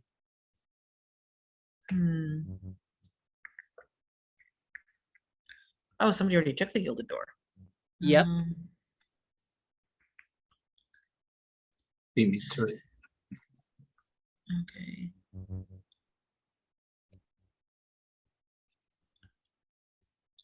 Yeah, you know what? I'm going to take the moss-covered gate.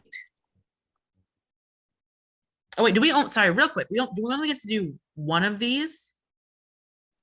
What do you mean? Or so like if I mark the moss-covered gate now, does that mean I can't mark the darkened threshold later? No, you can mark all of them. You can mark Okay. as many masks as you want until you have no masks left. All right.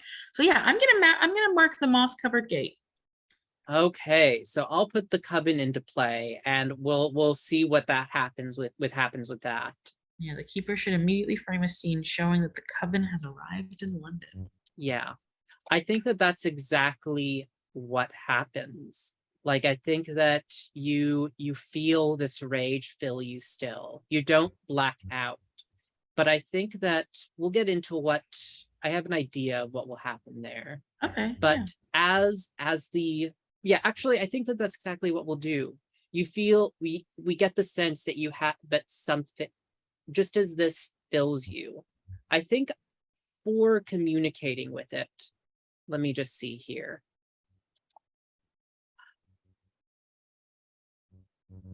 So actually, because you got a full, actually, no, I'm not going to say that that's what happens, because this is a weird move in that you actually get some choices when you get a hit, right? So take a look at that move and choose what, and figure out what you're going to choose, because I'm going to shift the scene for a moment to someone else, if that's okay, while you take a That's- look there. Of course. So, So I get my sorry, real quick. So you're saying I get my effects even though Yeah. the okay. because you bumped it up to a partial hit. Oh, okay. Yes. All right. So yeah. As we go to the next part of the unseen, David, an older woman, picks through the mud, lost in her own world. She does not seem to focus on items of monetary value. What do we see her collect?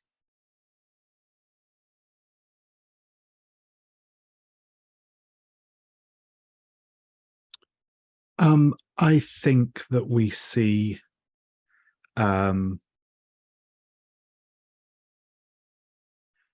we actually see her collecting water from different parts of the river, sealing it up in little bottles that she carries around with her, and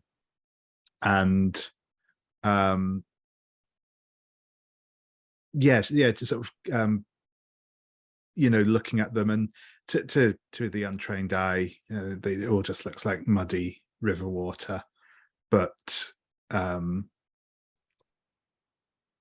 she seems to be kind of peering at it, looking at it, and sort of arranging them in sort of all these pockets of this old tattered coat that she's wearing.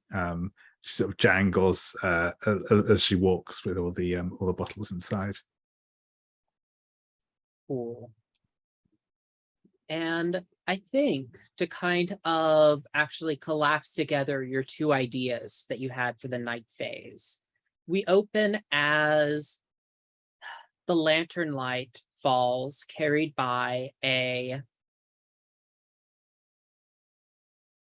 let me double check the name here. And Mr. Algernon Reimer, who is, we can see, a middle-aged man with a grizzled beard. His clothes are once expensive and high fashion, but they're definitely threadbare now and a bit muddy, as he's been leading you through some of the older tributaries and waterways of the city, Rory, because you had expressed interest in, well, what is his personal interest of some of the old rivers of London that have been built over and forgotten, correct? Yep, that's correct. Yep. But as he is leading you along, because as we said before, many of these, let me see here, he has led you beneath into the sewers where the old river still runs. And he is practically delivering a lecture to you that, yes, you see, it is so easily forgotten that beneath these streets so busy with commerce, ancient, the old rivers still flow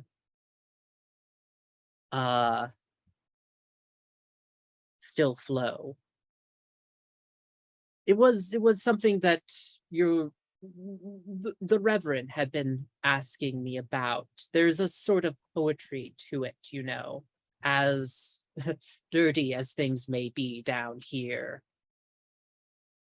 And it is a trudge. But as you approach, what reveals the toxic nature of this stream, Old Miss?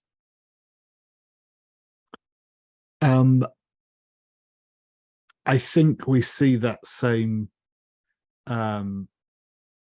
purplish color, a purplish tinge, and that slightly oily surface that we saw in the gin shop.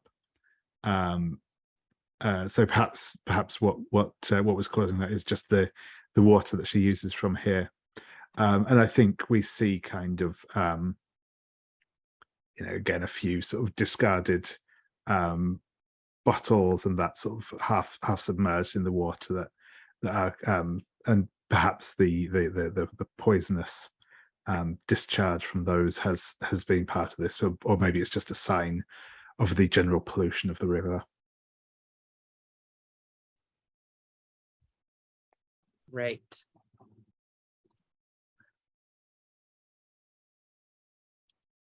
And I think down here, the gurgle of the stream trapped under the earth, it practically takes on this almost throaty groan as it echoes around you. I think Algernon kind of mumbles to himself, "Ah, yes, the river most foul echoed with a fearsome howl. There may be something to that rhyme, yes." What do you do, Rory?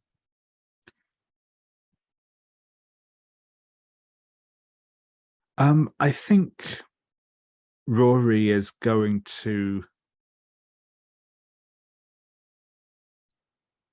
just kind of crouch down by the edge of the river, and I think he is going to kind of like listen to the sound it makes as he kind of stares down at the water, and it's just going to try and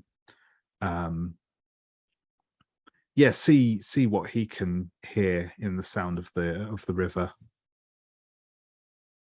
This sounds like information with sensitivity, maybe? Yeah, that sounds good. Cool. Let's see, you were burnt by the river, though. Yeah, I'm going to say that you're rolling with disadvantage for now. Sure. And I think this is where my the aspect of the beast comes in, and I think Oh yeah, so I think as he's crouching down, and despite the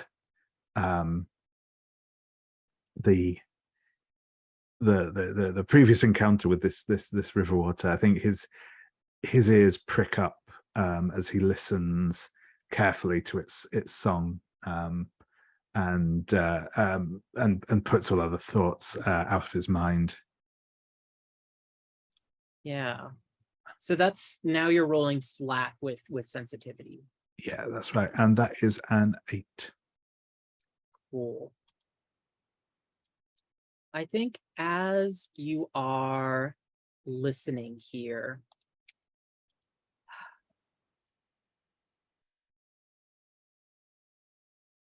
the words that Algernon is saying behind you, because he is continuing to talk as you are listening to the water, begin to blur together and almost merged with the sound of the gurgling of this stream. And you begin to hear different words all together. I fled him down the nights and down the days. I fled him down the arches of the years. I fled him down the labyrinthine ways of my own mind, and in the mist of tears, I hid from him and under running laughter.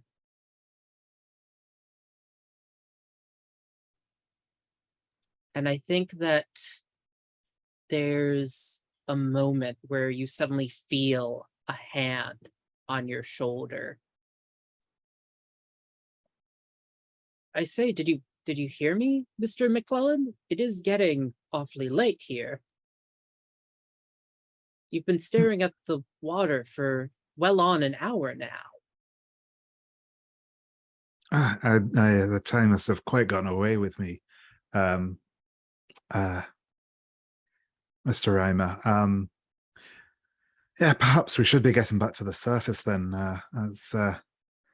We'll catch our death of cold down here otherwise.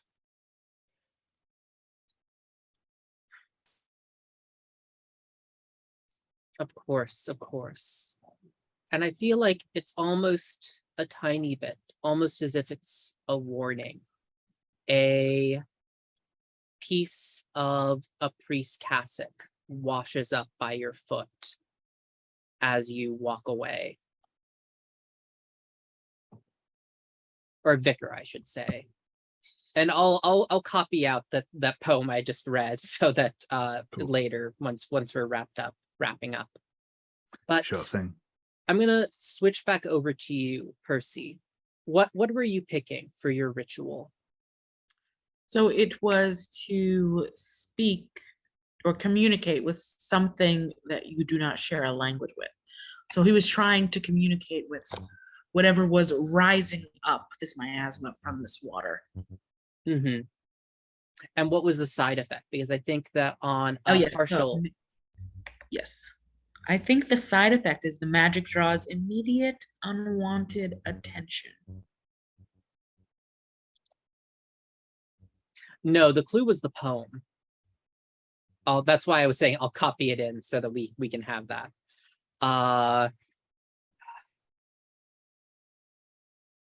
Yeah, I think that you'll still have the river's rage here, Duke Taliesin, as the side effect of drawing that attention. Yeah. But I think that what you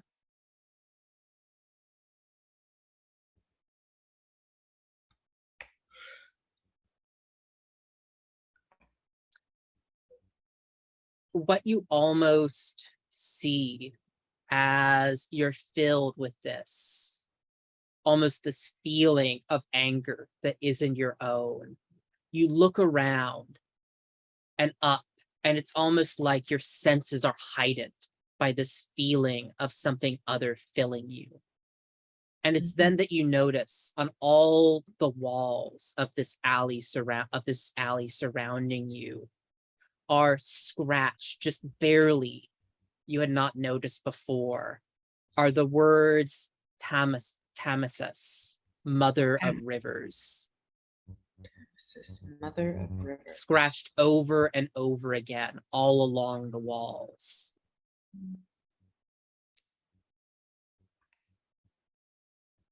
And with that, I'm going to go into our last part of the unseen here. All right. Daniel. Several bedraggled children poke a bloated corpse with sticks. Those who do not double over, retching, rifle through the waterlogged effects. What last traces of this person's life or death do they run off with?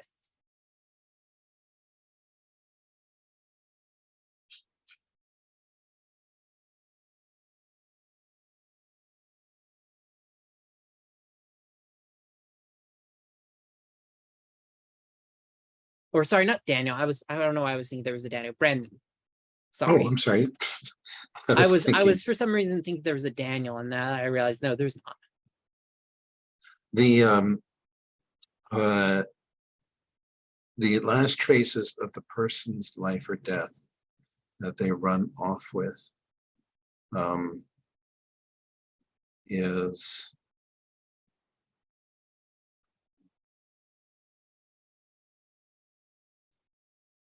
and this tells you so much about mudlarking.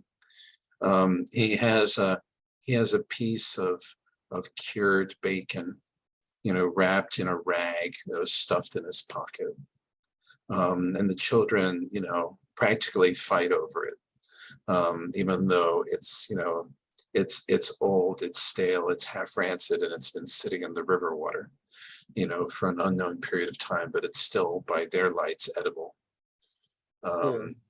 that was kind of the, uh, the remains of his last meal before he met his sorry end.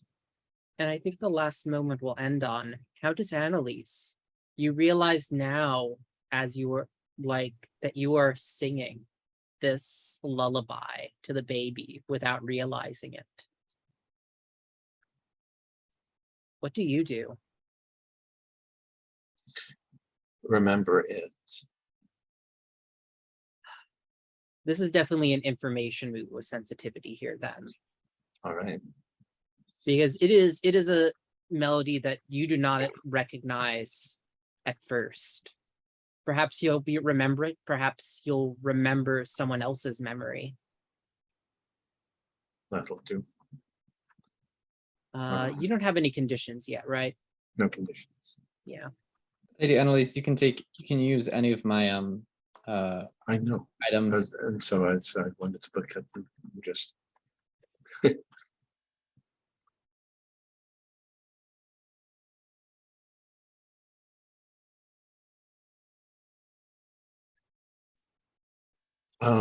yes, I will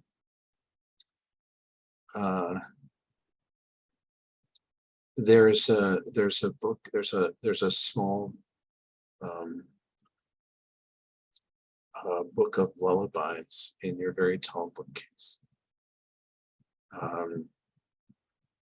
It's an odd little thing. It has some in languages that that the Countess claims to read, and others where you see her kind of mouthing the words in a way that makes it clear that she doesn't really, that she's not acquainted with them, but she likes the sound.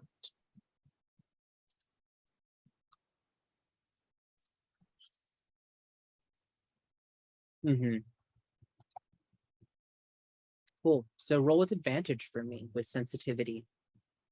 My sensitivity is flat, but so that is an 8. Cool.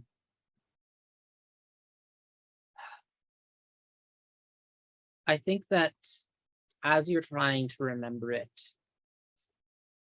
the words fail to align in your head, but you feel yourself falling away and away into the song until, as you come to, still singing, the entire room looks like it's on fire, but it's strange. Kazoku, you see the fire as well, but there's no heat. There's nothing. It's just like the flames lick at the room, turning everything to ash, apparently. But there's just no heat coming off of everything, off of anything. And I think as the baby simply giggles, like this is all just some kind of game, I would like, Annaliese, you can take the condition haunted. All right. But you do get the clue, a room that the attic appears to be on fire, but isn't.